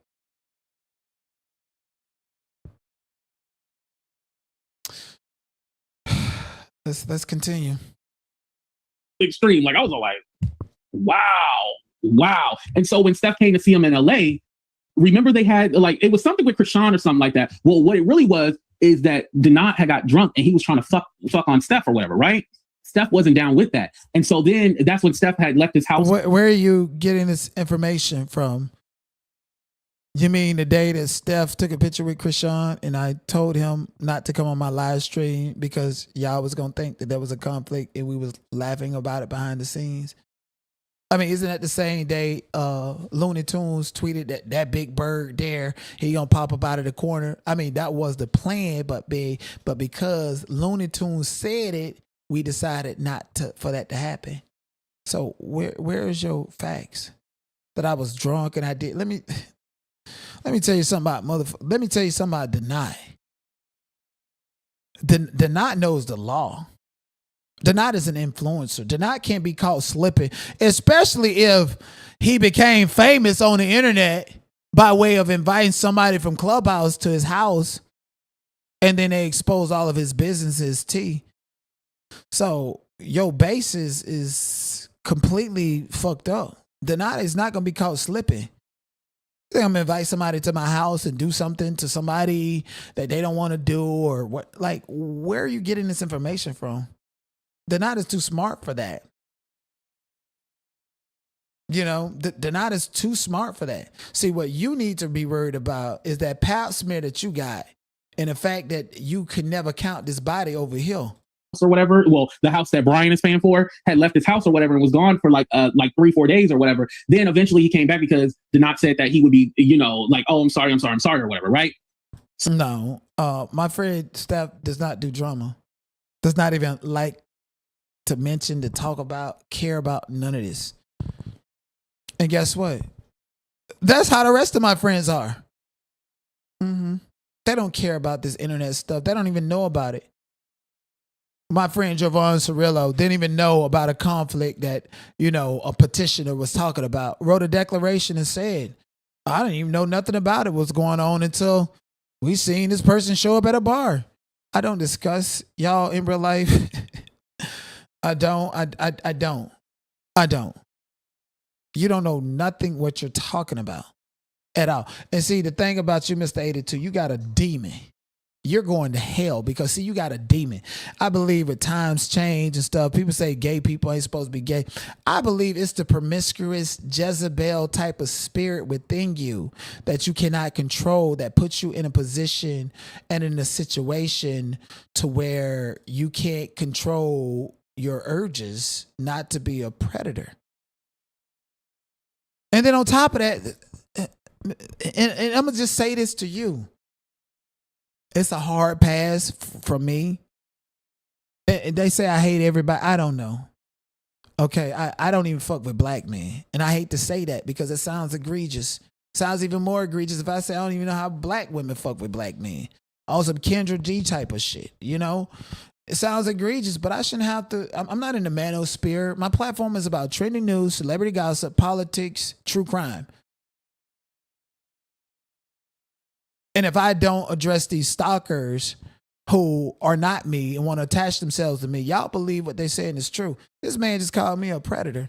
This man just called me somebody who got drunk, tried my friend, and my friend left and came back and did. You don't know a motherfucking thing what you're talking about at all. See, the problem that you have is that you would never be that person. And I don't even have to explain anything about that person. What's understood does not need to be understood or showed at all.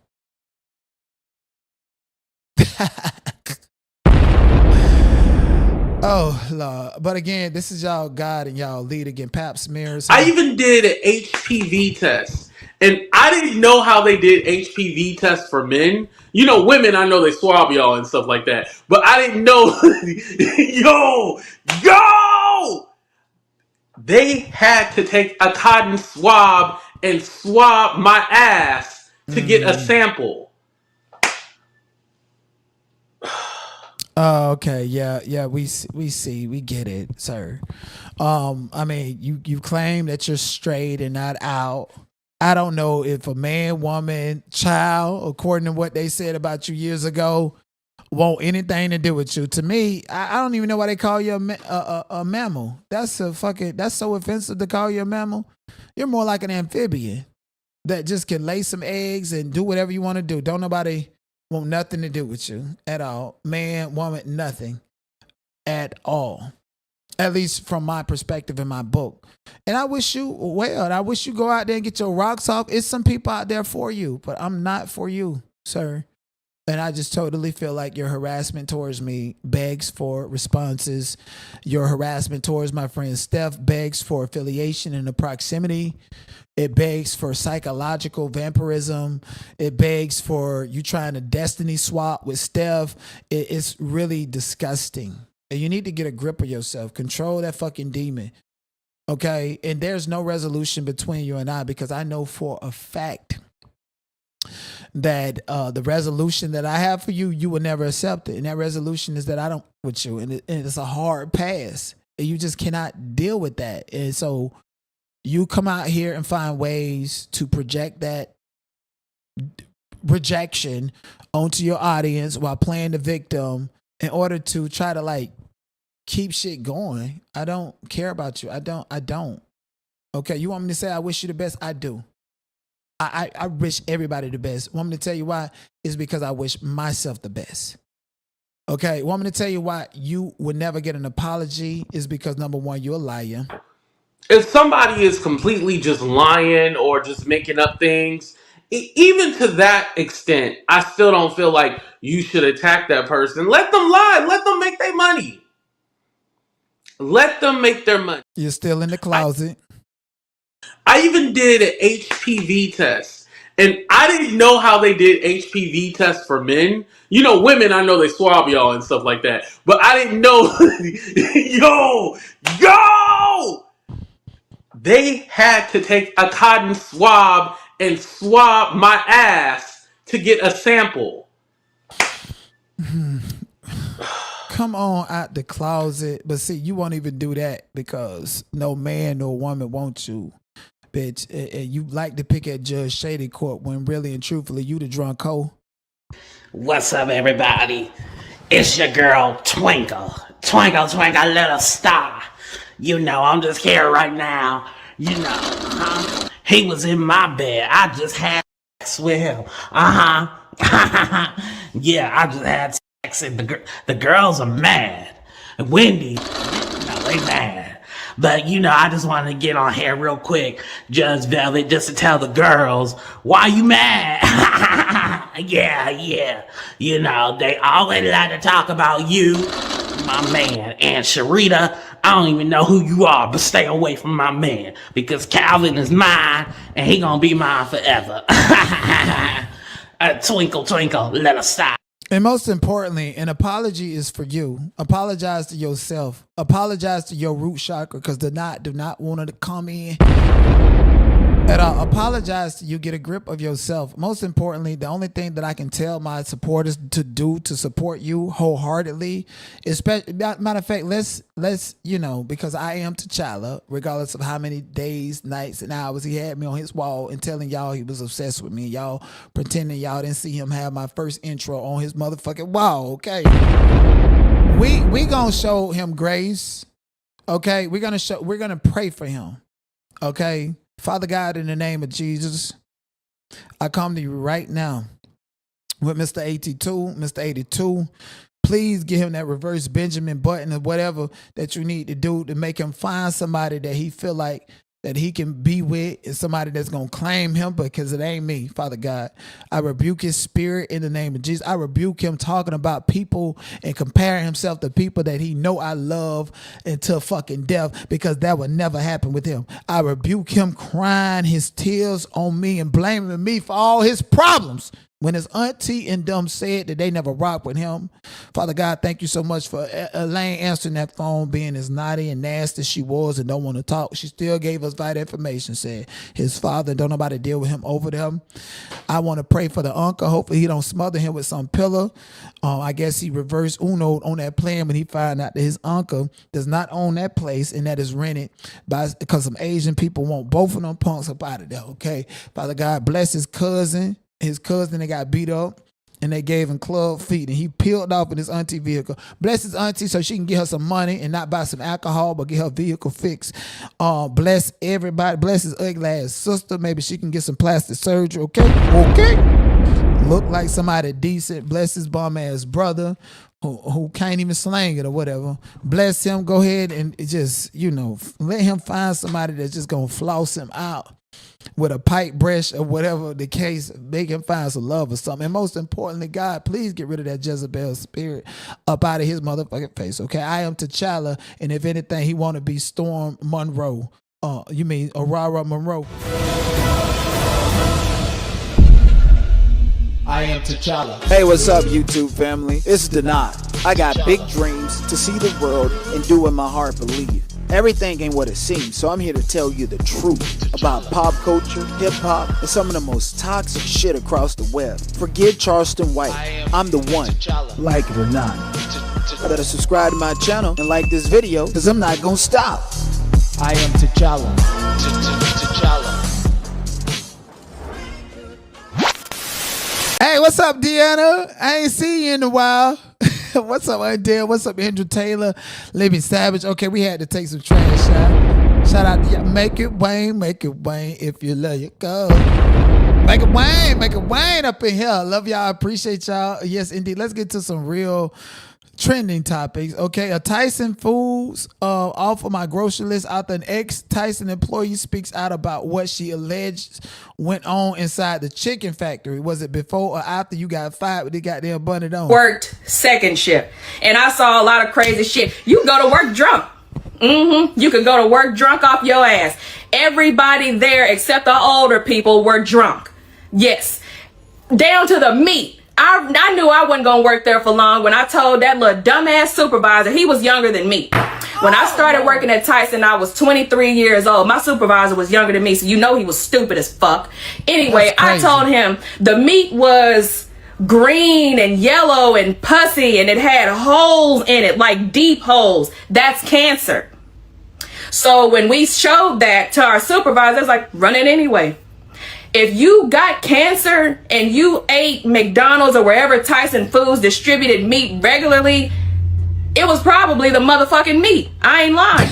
I said, oh, fuck. And then when it come out them big ass cans, and I worked where you had to push the shit in this big ass blender and push it on down the line. It was motherfucking terrible. It got so bad, McDonald's was sending the shit back. If you eat at McDonald's now, your stomach should feel a little bit better. Because when I worked there years ago, McDonald's was sending the meat back because the meat was smelling horrible and it was terrible. But that's just some of the shit that I've seen. I've been waiting to expose Tyson. We can make this a series if you want to, but we're going to start here. This part one. I worked second shift. And it's given she mad because she got fired with the bonnet on. So a post came to Tyson. Sorry. That good stuff. Anyway, if folks came to Tyson drinking, you got a bonnet on up here talking. What did you do, man? You maggoty cracker wanted you up out of their job. And probably try to apply for some unemployment and they told you can't get none. Let's be clear. But Tyson Foods ain't the only one. Why are we even eating food, chicken that's processed out there? You know, it's people with chicken farms that they can get the chicken and cook it and clean it to where the chicken still got some pH balance in it. It's something good. It's already meat is bad for you. You know the way that they slaughter chickens? You know the way that they slaughter chickens is people at these plants ucking them before they even get the Tysons to be processed. And the chicken ain't nothing but worth $5 each at that with all the waste and stuff. So to me, it's just like they still gonna be eating Tysons. Yes, indeed. They still gonna be eating Tysons, just like they still going to Target. Mm-hmm. Yo. Yo. I mean, like what she's exposing definitely questions everything, but I'm questioning her motives more than anything and not just Tyson itself. Anyways, I read this article yesterday. It said by 2034, men gonna be single. I'm like, damn, that mean all the niggas gonna come out the closet and be fucking with each other? Or does it mean that niggas is tired of women? No, I think it's a satanic agenda going on. And the traditional household has been broken apart. And I'm going to play this clip. And then I'm going to give my commentary on what I think is happening here. Sitting here sick and worried. And this man is sitting in this car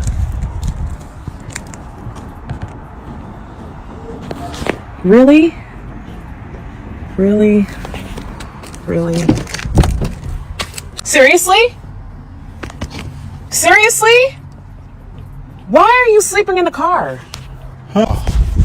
Why are you sleeping in the car? I need some rest. So why wouldn't you come inside? Because I can't rest in there. Wow. Is your life that terrible that you need to be in the car? Is your life like that difficult? Why don't you come inside? For an hour you've been out here? You've been out here for an hour? It looks like it. I just need to rest. Do you want me to bring you something? Peace and quiet. Come inside, baby. Wow. Come on. No. Just close the door, please. Just close the door. Well, I'm gonna come and sit next to you. Whoa.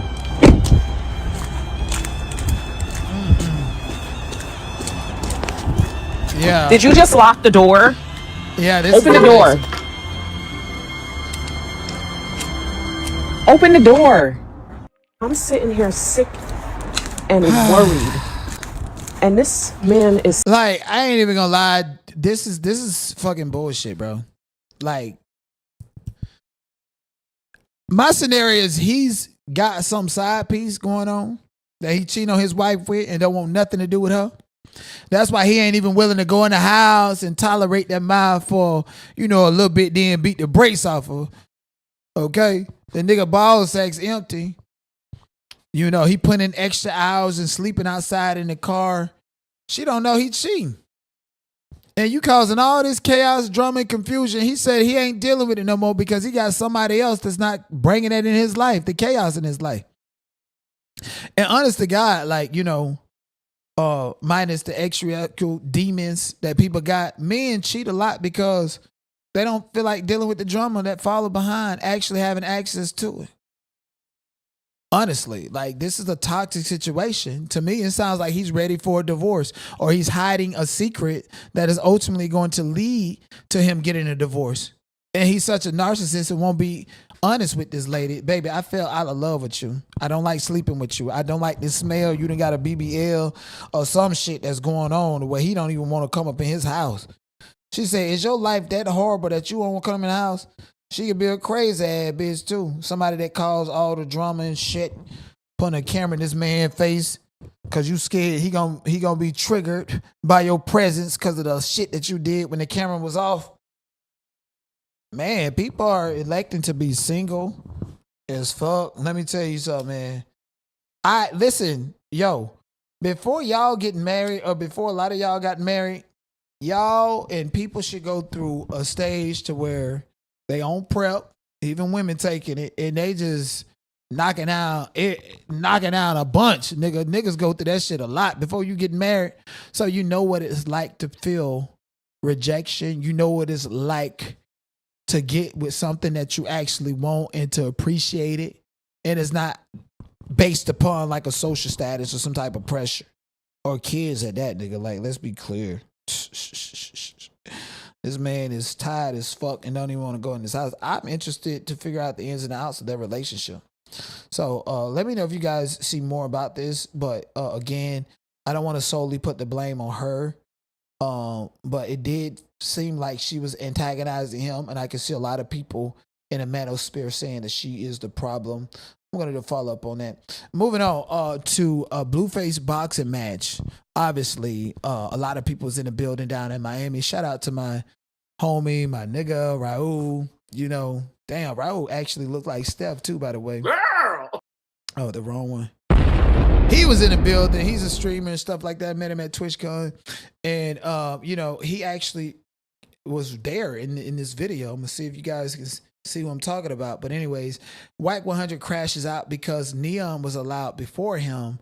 Again, I feel like Whack 100's whole imagery is based upon connection to other people and is like Suge Knight 2.0. So he's in the building, I guess, because he's working for Blueface again after DJ Academics exposed that Whack was pretty much stealing money from Blueface and they had money to be made on this fight. And the folks said that they weren't having it. and Whack 100 came up here on Pyru, acting like you're supposed to get in the I'm getting Neon in. Listen, I'm getting Neon in. Hey, yo, Sid. Crazy I'm getting Neon in. Then I'm gonna handle this with you. Let me get him in. Tell him I'm your son or something, because nigga being racist to me. You can't get it like bro. We got off the plane 21 deep. Let me get Neon in. Real, bro. Neon ain't no more important than me, respectfully. So you go, what are you saying? I'm saying I'm gonna deal with this in 1 second. So what I'm saying, why are we dealing with this embarrassing, bro? Would you please move? Thank you. No, Chad, there was something else. Please move so we can get in. Here. So what you saying? Excuse me, Whack. I'm saying I'm getting him in, and then we're handling this through wristbands. Oh, wow. 5 total. 1. All that hooping and hollering at the door and shit, nigga. He on Pyru, I bet ya. He ain't did none of that shit. Dying there trying to beg to get into people's stuff. I mean, you know, but in a way, like, first of all, let me make it clear. I troll everybody. So there's some cuckoo birds that have tagged Whack 100 and try to like really ruin our connection and our relationship because they don't have access to me. Like, y'all don't know the half. But anyways, Whack 100, he definitely should have been let in there before Neon, simply because he has hosted and co-hosted these events with Aiden Ross before. And at the end of the day, it's Aiden's fault for not putting Whack on the list to say, come on over here to get into this event. But again, I find it very interesting that Whack 100 is always huffing and puffing and blowing up at people. And it's a wonder why he wasn't at the table to actually present this boxing match. He was there with Adam 22 and Jason Love on the same platform. Charleston White was up in the building and was roasting these. The Dumpty Bill. No, it can't turn. No, nigga, that's how Humpty Dumpty before he fell off the wall, but Bill. And it's dark. It's dark before it's supposed to be in. Wow. Yeah, I'll tell you, I wouldn't let my baby fight that nigga. Why? If that was my son, I'd get my baby out that ring with that nigga. And I'm like, Oh! Say, that ain't fair. He can't move his head. He ain't got a neck. Wow, they did the big nigga boxing match, but that ain't fair. That's not the fight. The fight that we need to focus on is how the fact that Blueface actually got knocked out almost by this same nigga. This nigga went backflip in the goddamn ring. He got his ass whooped by He's strong. Beat him out the ring. That's crazy.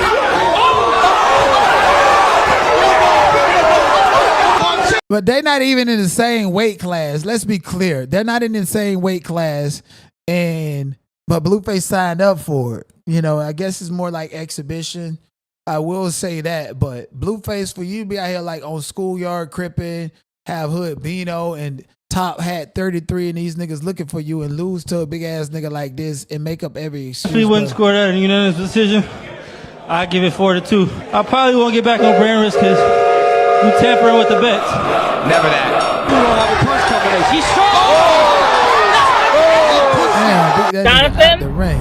All I know is you better knock the Mario coins out that motherfucker's belly. You hear me, boy? Sorry, that didn't even happen. Now, whichever one of y'all motherfuckers sent me that video talking about he knocked my son out that ring, you know you's a motherfucking lie and your mama stole something. Now, y'all know he slid through them ropes with all this sweat all glistening all on their bodies. That big boy pushed my baby out the ring. That was no But that's push. okay, because we want a rematch. I want you to fight his brother. See if you can do all that shit. Nigga, ain't nobody paying no money to fight no Dre. Ain't that nigga going to prison for beating up his wife after she slept with a minor. Talking about, ain't nobody checking for Dre. Blueface, like, just take it and leave with it, nigga. Oh, nah, I don't think I'm a fighter here because you working, you dealing with the bet. I mean, I'll deal with the bet too, nigga. The bet itself ain't got nothing to do with whether you lost the fight or won it. You lost it. And if you complaining about the bet, I mean, it's not like you fighting Jake Paul. And mind you, what did we expect? We seen Blueface get knocked out by his sparring partner, the white dude, the other day. A big-ass gash on his face. Nigga, we seen Blueface get beat up by the dude in the UK, the little skinny-ass, twink-ass white boy beat him up. And they threw the fight, and they paid the fight off so that Blueface can win. And that was on Crazy in Love Season 2, Episode 1. You can tell the white boy beat him up, but it was paid off for Zeus Network to make Blueface seem bigger than the program. He ain't the only one that's getting knocked out. Chris Sean finna get knocked out too. Egypt got knocked out. Motherfuckers stepping into arenas, things that they don't know what's going on. I feel like Claressa Shields, she definitely can knock out Blueface. You know, and Claressa Shields is currently the GOAT. That's what she called herself. Some people feel like she don't deserve that title, but she put in the work, and she definitely been blazing up the social media streets lately. In the midst of her beef with 50 Cent, she had the nerve to play with Blueface by saying Egypt lost her fight. Blueface lost. I think these public figures need at least 6 months in the gym before they start fighting in real fights, my opinion.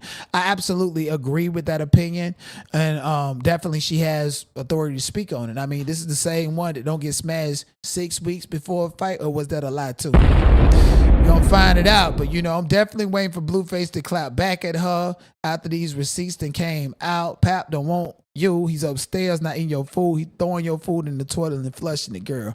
While you sitting around giving him that golden love, aka all your money, and thinking that Pat wants you when he grieving his wife. Okay, let's take it back. A couple weeks ago when Claressa Shields posted saying, I love having stuff I ain't seen nobody else wear before, showing off a wrist gift from Papoose. And then Remy Ma had the same wrist gift on right here. Like she was something special, and that man collecting your money to pay for Remy Ma bomb ass duplex after he wrote Sheetha and Nas didn't clear the beat. They got the same bracelet, girl. Child, at this point in time, y'all talking out loud. Remy Ma with the same bracelet, you with the same You bracelet. a gift from my man, okay? This is what I gifted myself. Little bracelet, myself.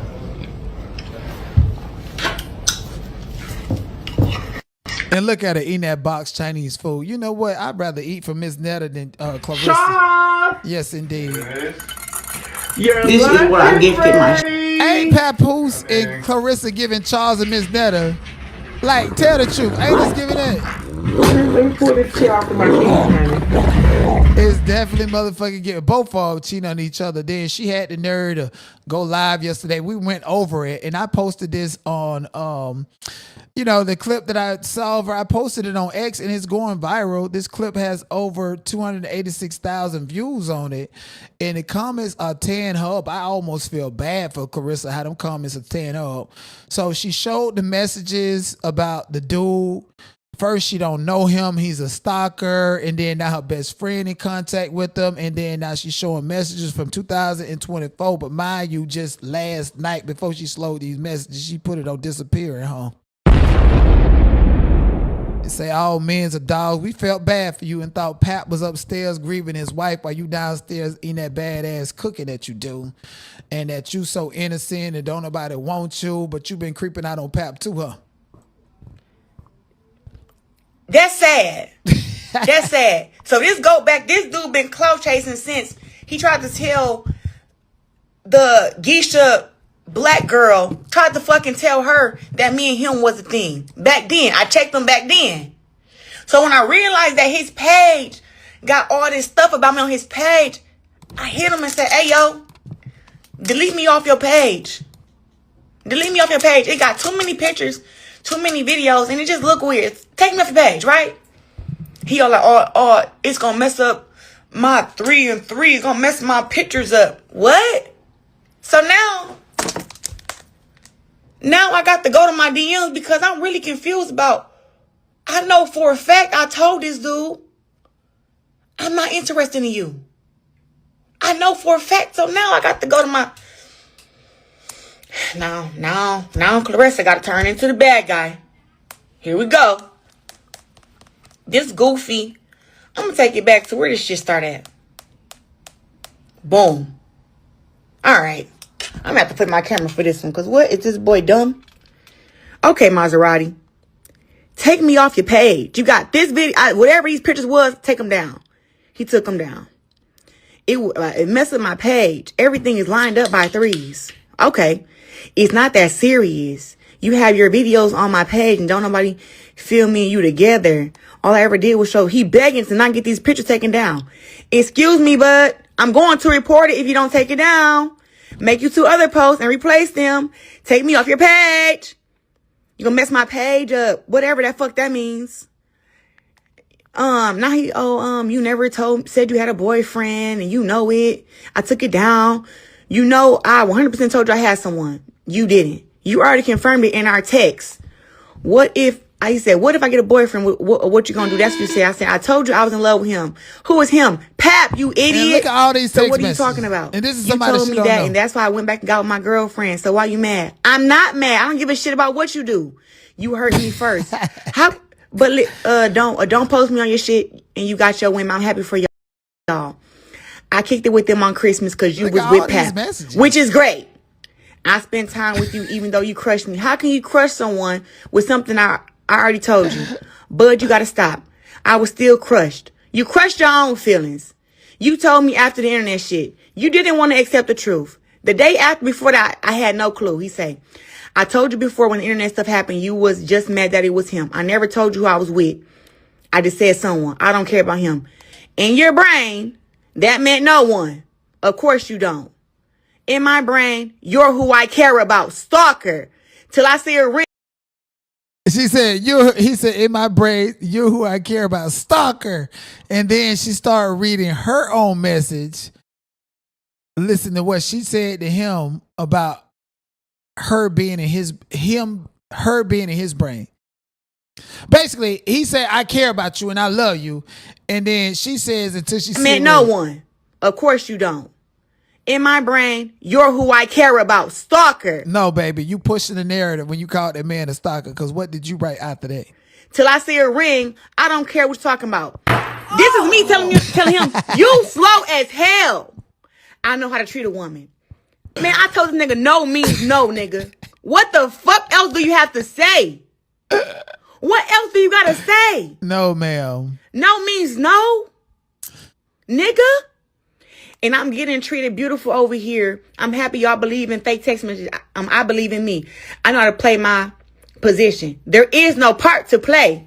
Another picture of me. Delete. I never played with you. And that's it. I get it. That's my role. You fucking up. I said I'm fucking up. You have to be stopped. Who do you think you are, bud? I'm a good man. I said, okay. You can't bring what I bring to the table. What do you bring to the table?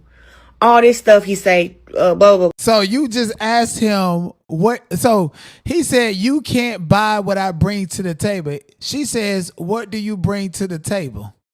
He says, trust. Ain't nobody got time for that. Trust, love, understanding, time, self-made, loyalty, security, financially stable, joy. Not y'all got that. Make it Wayne, make it Wayne. Peace. Make it Wayne, make it Wayne. Make it Wayne, make it Wayne. Yeah. Thank y'all so much for supporting your boys. Making it Wayne. Make it Wayne, make it Wayne. Make it Wayne, make it Wayne. Make it Wayne, make it Wayne. Make it Wayne, make it Wayne. If you love your girls, make it Wayne, make it Wayne. Make it Wayne. Make it Wayne, make it Wayne. Make it Wayne, make it Wayne. Make it Wayne, make it Wayne, make it Wayne, make it Wayne, make it Wayne, make it Wayne, make it Wayne, make it Wayne, make it Wayne, make it Wayne, make it, make it Wayne, make it Wayne, make it Wayne, make it Wayne. You make it Wayne. Perfect. I told you yesterday you was gonna pay me for my pain. Thank y'all for making it Wayne. I told you yesterday. Look at me today. You was gonna pay me for my pain. You gonna pay me for my pain. You gonna pay me for my pain. Woo. That's what Pap is doing. Hitting Claressa Shield in the motherfucking pockets, and she want us to believe that she in love and can tame a married man who refused to go get a divorce or get his bags of clothes out from behind him in my basement and garage where she keep the lingerie at home. Yeah, girl, get up out of here. We don't believe you. This man telling you trust, love, security. If something happens right now, I'm pulling up with 100 shooters. No question asked. I will spin for you for real. It's not just a song for me. In January 5th, 2000, she said, okay, boy, I don't need you to do this. Blah, blah, blah, trust, love, blah, blah, blah, blah. Okay, but I don't need you to do that.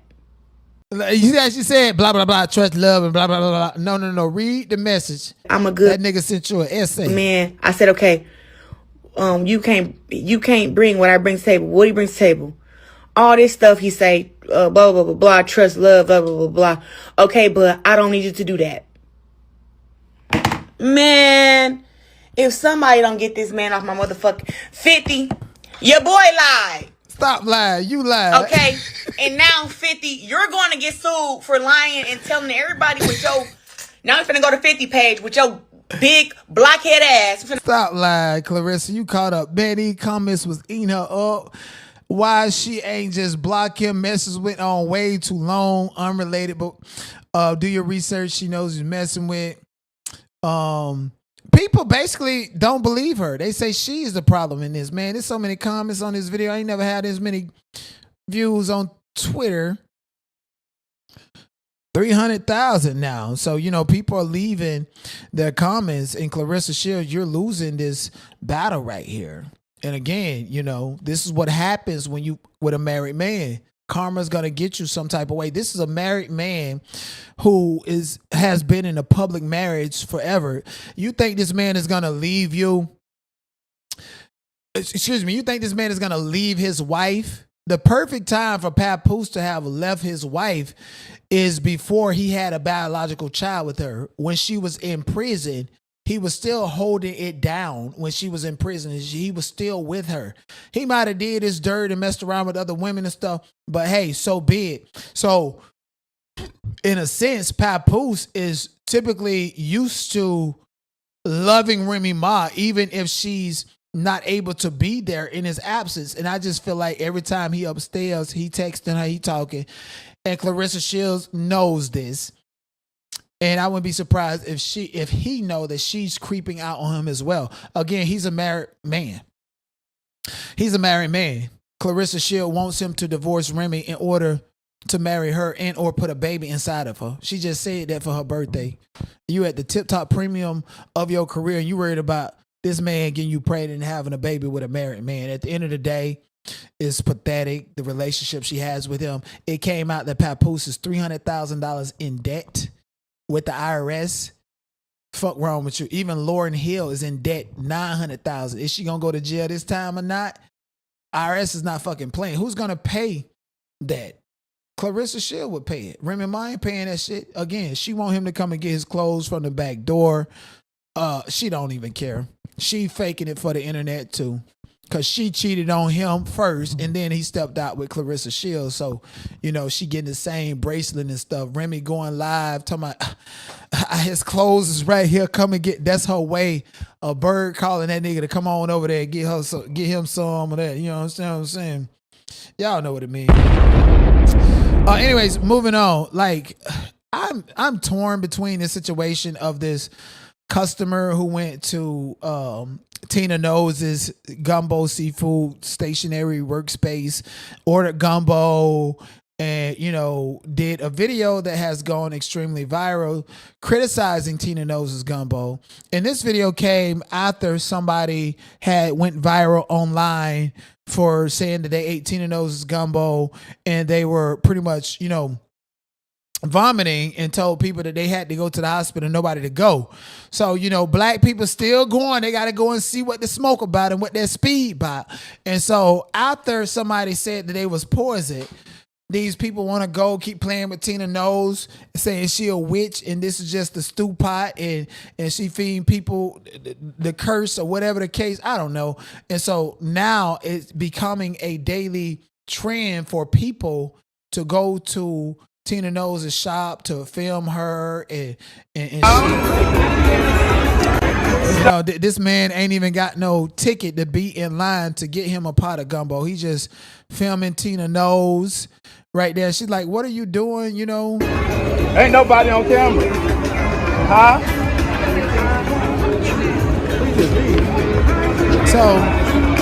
Okay, it's not. So to me, like what he's doing specifically, I understand she's a public defender, public official, The fuck am I talking about? Understand that she's a public figure. I can't even talk. She's a public figure. People gonna film, people gonna record. But a part of her business plan is to have people to come there, take a picture, get some gumbo, and that's the package deal. That's a part of it. Like kind of like a book signing, but in a sense, it's a pot of gumbo that the FDA and people that gave her license to go and sell this. And so she was irritated and annoyed because Tina Knowles stays online. She stays online. She saw the man say he vomited her gumbo. That can be disparaging, but she's still going to sell her gumbo to the community and do business. And this is a black-owned business doing business with other black people. And just based on what he did, how he's filming her, that tells me that this person is in such a parasocial relationship with Fame and Beyonce to the point to where they will go to Tina Knowles and act like this is direct access to Beyonce. And a lot of people think and feel that way, but to Tina Knowles, that is fucking weird. She's Beyonce's mother and she should be respected as such. If Katherine Jackson open up a goddamn gumbo spot, people are gonna go flock, and because we love Michael Jackson, we love Janet, people are gonna flock, but Katherine wants to be her own woman too. Tina Knowles wants to be her own woman. And so it can be kind of disrespectful if the purpose of you being in my location, in my proximity of business, is to take a video and picture just to post me online, when I'm telling you, you can do that, take a picture and stuff, but you got to buy into my product. And like, again, I compare it to a book signing or whatever. So niggas is stalking and harassing Tina Knowles. They fake vomiting up gumbo and shit like they getting sick and trying to go viral. And these are the low crusty ass, vibration ass niggas. I'm talking about bad skin, bad hygiene, like you can't do shit for niggas. And then, you know, this lady right here wanted to come out here and give her review of Tina Knowles gumbo and went viral herself, just straight trashing Tina Knowles. My feelings are so hurt. How Miss Tina did me is, oh my God. I was so embarrassed and so humiliated. I went and finished it out and finished my picture, getting my stuff, but I hate that I purchased from her. She treated me not in a good way. She treated me like I was nothing. I was so excited to meet this lady. It was terrible. I literally could break down and cry how awful that experience was. She didn't even say hi. She didn't even speak. She walked away from me several times without speaking or even putting a finger up to say, hold on, bitch, or anything. It smelled like burnt fish stuff. Like burnt fish stuff with gravy. I'm honestly scared to taste it. Look at these shrimp. These ain't the same size shrimp they had at first. They was big, voluptuous, beautiful shrimp. I can't even go through with taking a real taste. I'm going to pass, and I'm going to leave that shit for the dogs. I'm going to set it over there where she can have her shit back. I don't even like what she did to me. Liquid D3. And I wish the clip could have played a little longer, and I'm gonna find it because she talked all of that stuff about Tina Knowles gumbo and said that she was gonna let the dogs have it, but what I seen was her put a lid on it and tell the girl to put it back in the bag like she gonna eat it later. Is what I seen at the end of that video. And so again, to me, when I seen that, it gave that this lady was clout chasing. Let's look at this review real quick. Okay, I just bought gumbo from Mama Tina's. Literally, we just left the stand. We got 2 of them. Okay, I'm gonna show you guys what's inside of my gumbo. Okay, Brooklyn, hold the camera for me. It's real soupy. Face is looking. You can see me. You can see me. Okay, wait, can you see the gumbo? This is what's inside the gumbo for $27. Nothing. I got 2 shrimp, 1 piece of sausage, and 1 crab. That's it. Really no chicken or nothing in there. Nothing. Everybody was talking about how much chicken and stuff they have in there. This ain't nothing but gravy. Gravy. Nothing in here, okay? That don't even taste like gravy. No. Now I'm gonna do a taste test.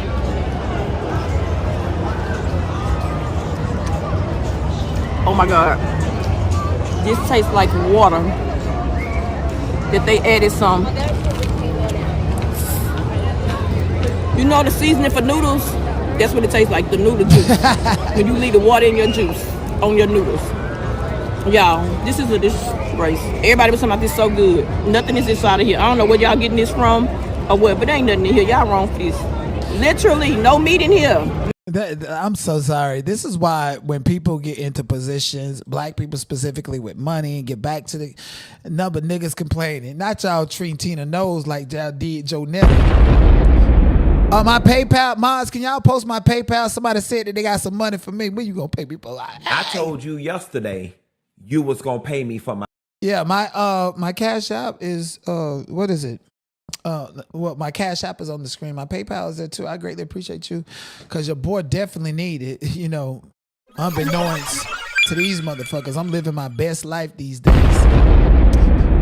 Clock that tea, some real tea finally. Creditors on the menu and docket. I was wondering how they gonna child. I am tired and through of creditors. You probably see me catch pedophiles on the internet. Oh yeah. So Ron, can I have that phone? Like Epstein. Why you been talking with a little boy? Why you having dinner with a little boy? He contacted me. No, you wrote first. Him? You wrote the little boy first on Grindr. I know how this works. So let's go through a little bit of what you're doing here, man. Mr. Ron Callahan. So he met a little boy on Grindr. God, because I know it's a YouTuber going through the situation that met a little boy on Grindr, and somebody is taking up for him. This nasty girl that want to open her legs for this grown man that then solicited a little boy off of Grindr. If I'm not mistaken, that's like Tinder or dating app, but specifically for LGBTQ plus community. And on that app, I'm pretty sure they ask you about your age, and you have to confirm that. At what point in time do we hold the parents and the children accountable for lying on an app? Because, some people look younger than they really are. And if you're talking to somebody on an app that's 18 and plus, you're automatically assuming that everybody is obeying the policies of the app and so forth. So I do not advocate for creditors, but from what I'm seeing with these particular apps and how kids are accessing them and soliciting the adults to participate in criminal activity, unknowns to them, there probably is going to be some law passed, and a lot of these creditors probably going to have a loophole when it comes to actually being held accountable, especially given the fact that Donald Trump is the president and we live in a Jeffrey Epstein era. That's really bad. Gum at the table, Ron. You got no manners. Yeah, good boy. Elbows off the table, man. Yeah, elbows off the table, manners. So I have always had a special place in my heart for kids. You always had a special place in your heart for kids. See, now that's different. If this kid discloses that, hey, I'm on this adult site, but I'm not really 18, is that okay? And you start engaging, oh no, you need to go to prison. Why are you taking that long? Whoa! That's the whole time. Excuse me, everybody! Excuse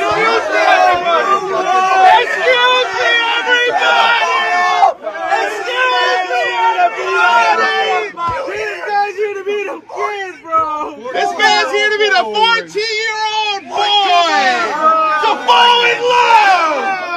This guy's here to be the 14-year-old boy to fall in love. This man right here is a pedophile in your city. This man right here is a pedophile.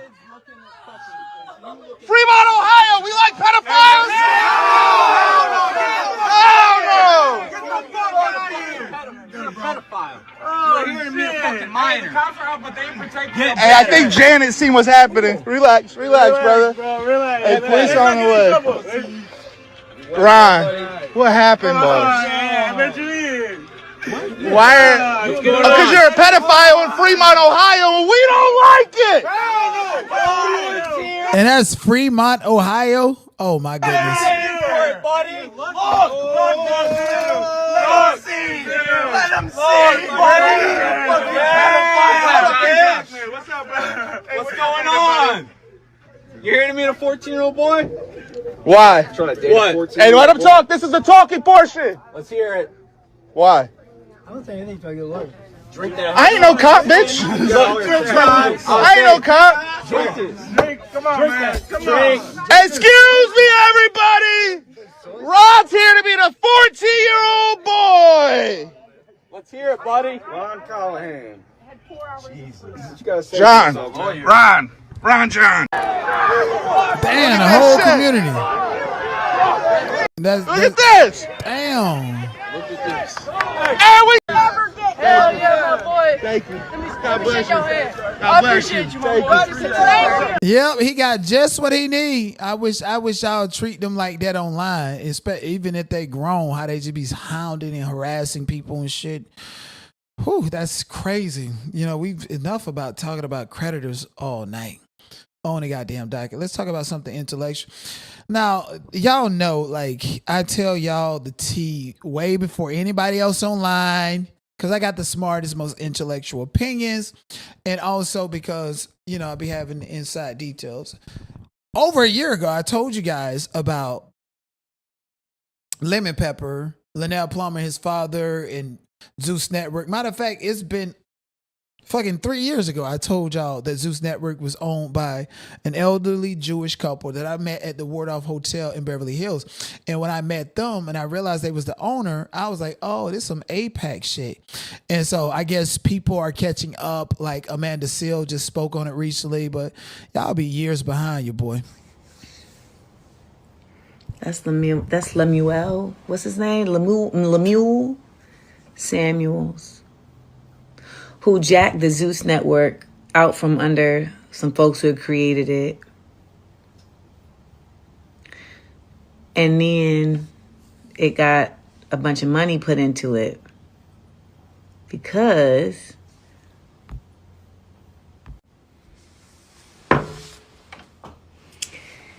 his daddy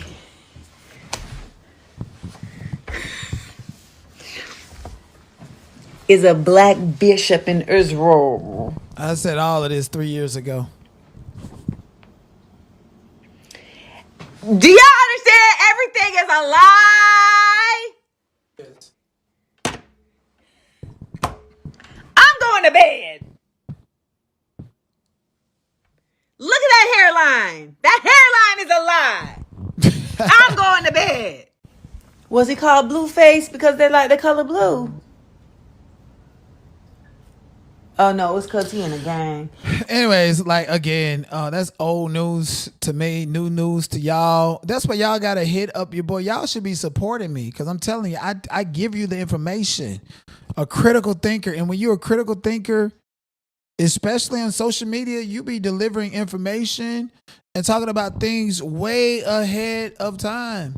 Way ahead of time. I told y'all Donald Trump was against anybody that played with him was going to go down. He burnt up the lady house over there in North Carolina. What happened when Jesse Jackson Jr. was sitting up there trying to pray for him? His dad had got up out of here. What happened when Charlie Kirk decided that he was going to try to run for president? He got up out of... Donald Trump is a gangster. You know, it's alleged that Donald Trump is heavily, deeply involved with Epstein, more so than King Charles. And not Charles, but Andrew, and he got arrested. Donald Trump is the only one that's out here all over the Epstein file, get the voices opinion and don't get to be deposed and testify like Bill Clinton and Hillary Clinton and Obama and all of them. And I say that, you know, if you go back all the way to the assassination of JFK, you would know that he spoke about secret societies and institutions that are infiltrating American government and using certain contracts and certain things. Like, for instance, Israel is the only country that can lobby in America without political interference or regulation. And what that comes in is in the form of an APAC contract, like Lemon Pepper stealing Zeus Network from multiple content creators and then getting his father to go and get an elderly couple that don't know nothing about black culture to slide in and own it through an APAC contract and give all the money to this niggery shit over here. And I've been told you guys about that type of infiltration in corporations and media and so forth. And what is it meant for? They just recently announced that BET Plus is gone to usurp Tyler Perry out of his 25% because David Ellison owns Paramount. And now it's really about the controlled opposition and who actually owns the narrative. Who owns the narrative? Who gonna control it? Tyler Perry? Nah, BET Plus, get up out of here. Oh, you got Netflix and stuff. Okay, they got another plan for you. Sitting up there bragging about what you done did and got all them skeletons in your closet. Tyler Perry going to prison for playing with these people too. Yes, indeed. Getting up in there and not appreciating value the APAC contracts. But Donald Trump is a gangster. And word on the curb is, when Donald Trump started tweeting out what he was going to do in Iran, like he been doing for the past 2-3 days, and ain't nobody seen no video clips because we don't know what's going on over here, but he keep tweeting and acting like it's fucking Armageddon over there. It might actually be. And a part of it, they say Donald Trump allegedly had Netanyahu up out of there because he done played with him too. Yes, indeed. And that's what people don't really fully understand. White people are the most racist people against Jewish people. I'm going to be real with you, okay? A nigga like Kanye West can come out here and say that shit, but, white corporate America, Western society, having, people like Netanyahu and APAC contracts and Blackstreet and all this other stuff and Jewish families that they white asses have to marry into, the Ashkenazi Jewish people, in order to get up there and power. White people really don't like them at all. They don't like the fact that as a lot of these corporations, they're the workers and these are the owners. So if black people don't like the fact that white people own them, and we find out that white American people like Donald Trump are actually slaves, what are they going to do to their masters? They say they put one in his house and blamed it on Iran, and ain't nobody heard from him no more. So when Donald Trump went out there slaying motherfuckers, he slayed him too. I don't know, but I do know that we live in a day and age where technology is very vastly important in all of our lives. And I remember being one of the many people out here slaving for artificial technology, playing Pokemon Go. And they're saying because of that game, 143 million people thought they were catching Pokemon. They were actually building one of the largest real world visual databases in AI history. Nanotech just disclosed that phones and AR scans collected through Pokemon Go have produced a database of over 30 billion real-world images. The company is now using the data to power visual navigation AI for delivery robots. Players don't just walk around with their phones. They scan the landmark, the stores, the parks, and so forth. Look at it. It turns out the Pokemon Go era wasn't a collective mental breakdown. It was an unpaid internship. Every single person who wandered into a cemetery at midnight, walked into a lamppost, or stood in the rain outside a Walgreens for 20 minutes, trying to catch a Snorlax, was actually doing data entry for the robot economy. No V2, no benefits, not even a thank you email. Niantic Spatial, the AI spun out from the company that invented the reason your uncle fell into a fountain in 2016, just revealed it has been sitting over 30 billion crowdsourced urban images this whole time. Every Pokestop photo, every IR snapshot, every I need to physically walk to this location moment has been. That is so crazy. And people are definitely scared that AI is going to take over. Like, y'all better get on your shit and learn to craft, learn to trade, or learn something that hands just cannot simply fucking replace, if you ask me. And speaking of that, AI is definitely out of hand, from obese black women eating crab legs with the shell still on the motherfuckers, to black women in the salons with these big ass machines like they playing with white people hair, doing braids, pull back to the scalp and just massaging it on down. AI is out of the motherfucking world. You better get you a technical trade or a craft. Because at the end of the day, with AI, this motherfucker, the price of braids, they're going to go up. Price of everything that's human-made, man-made, you cannot fully replace a human. Even in these cars, like Waymo pulled over a bitch that was playing music too loud with no seatbelt on. They had to call. AI wasn't going to call her and shut that bitch off or something like that. Or is it going to get too advanced like that? Anyways, I love y'all. I appreciate y'all. I got to go out. I got to go out. I got to get up out of here. I don't know about y'all, but I'm going to be dancing tonight. Thank y'all so much. Shout out to Aunt Deb. Shout out to Cliche. Shout out to all of y'all for being here. Shout out to Deanna. Pop back up more often. Absolutely. We greatly appreciate you. Greatly appreciate everybody for being here. And again, if y'all see me out here clapbacking and crashing out and acting crazy and roasting and joking, more than likely, that's just me going along with this whole thing that I'm crazy and psychopath. But see, when you're dealing with haters and crybabies and losers that play these police games, you just got to make sure you're in line with the policies. I don't know about y'all, but bitch.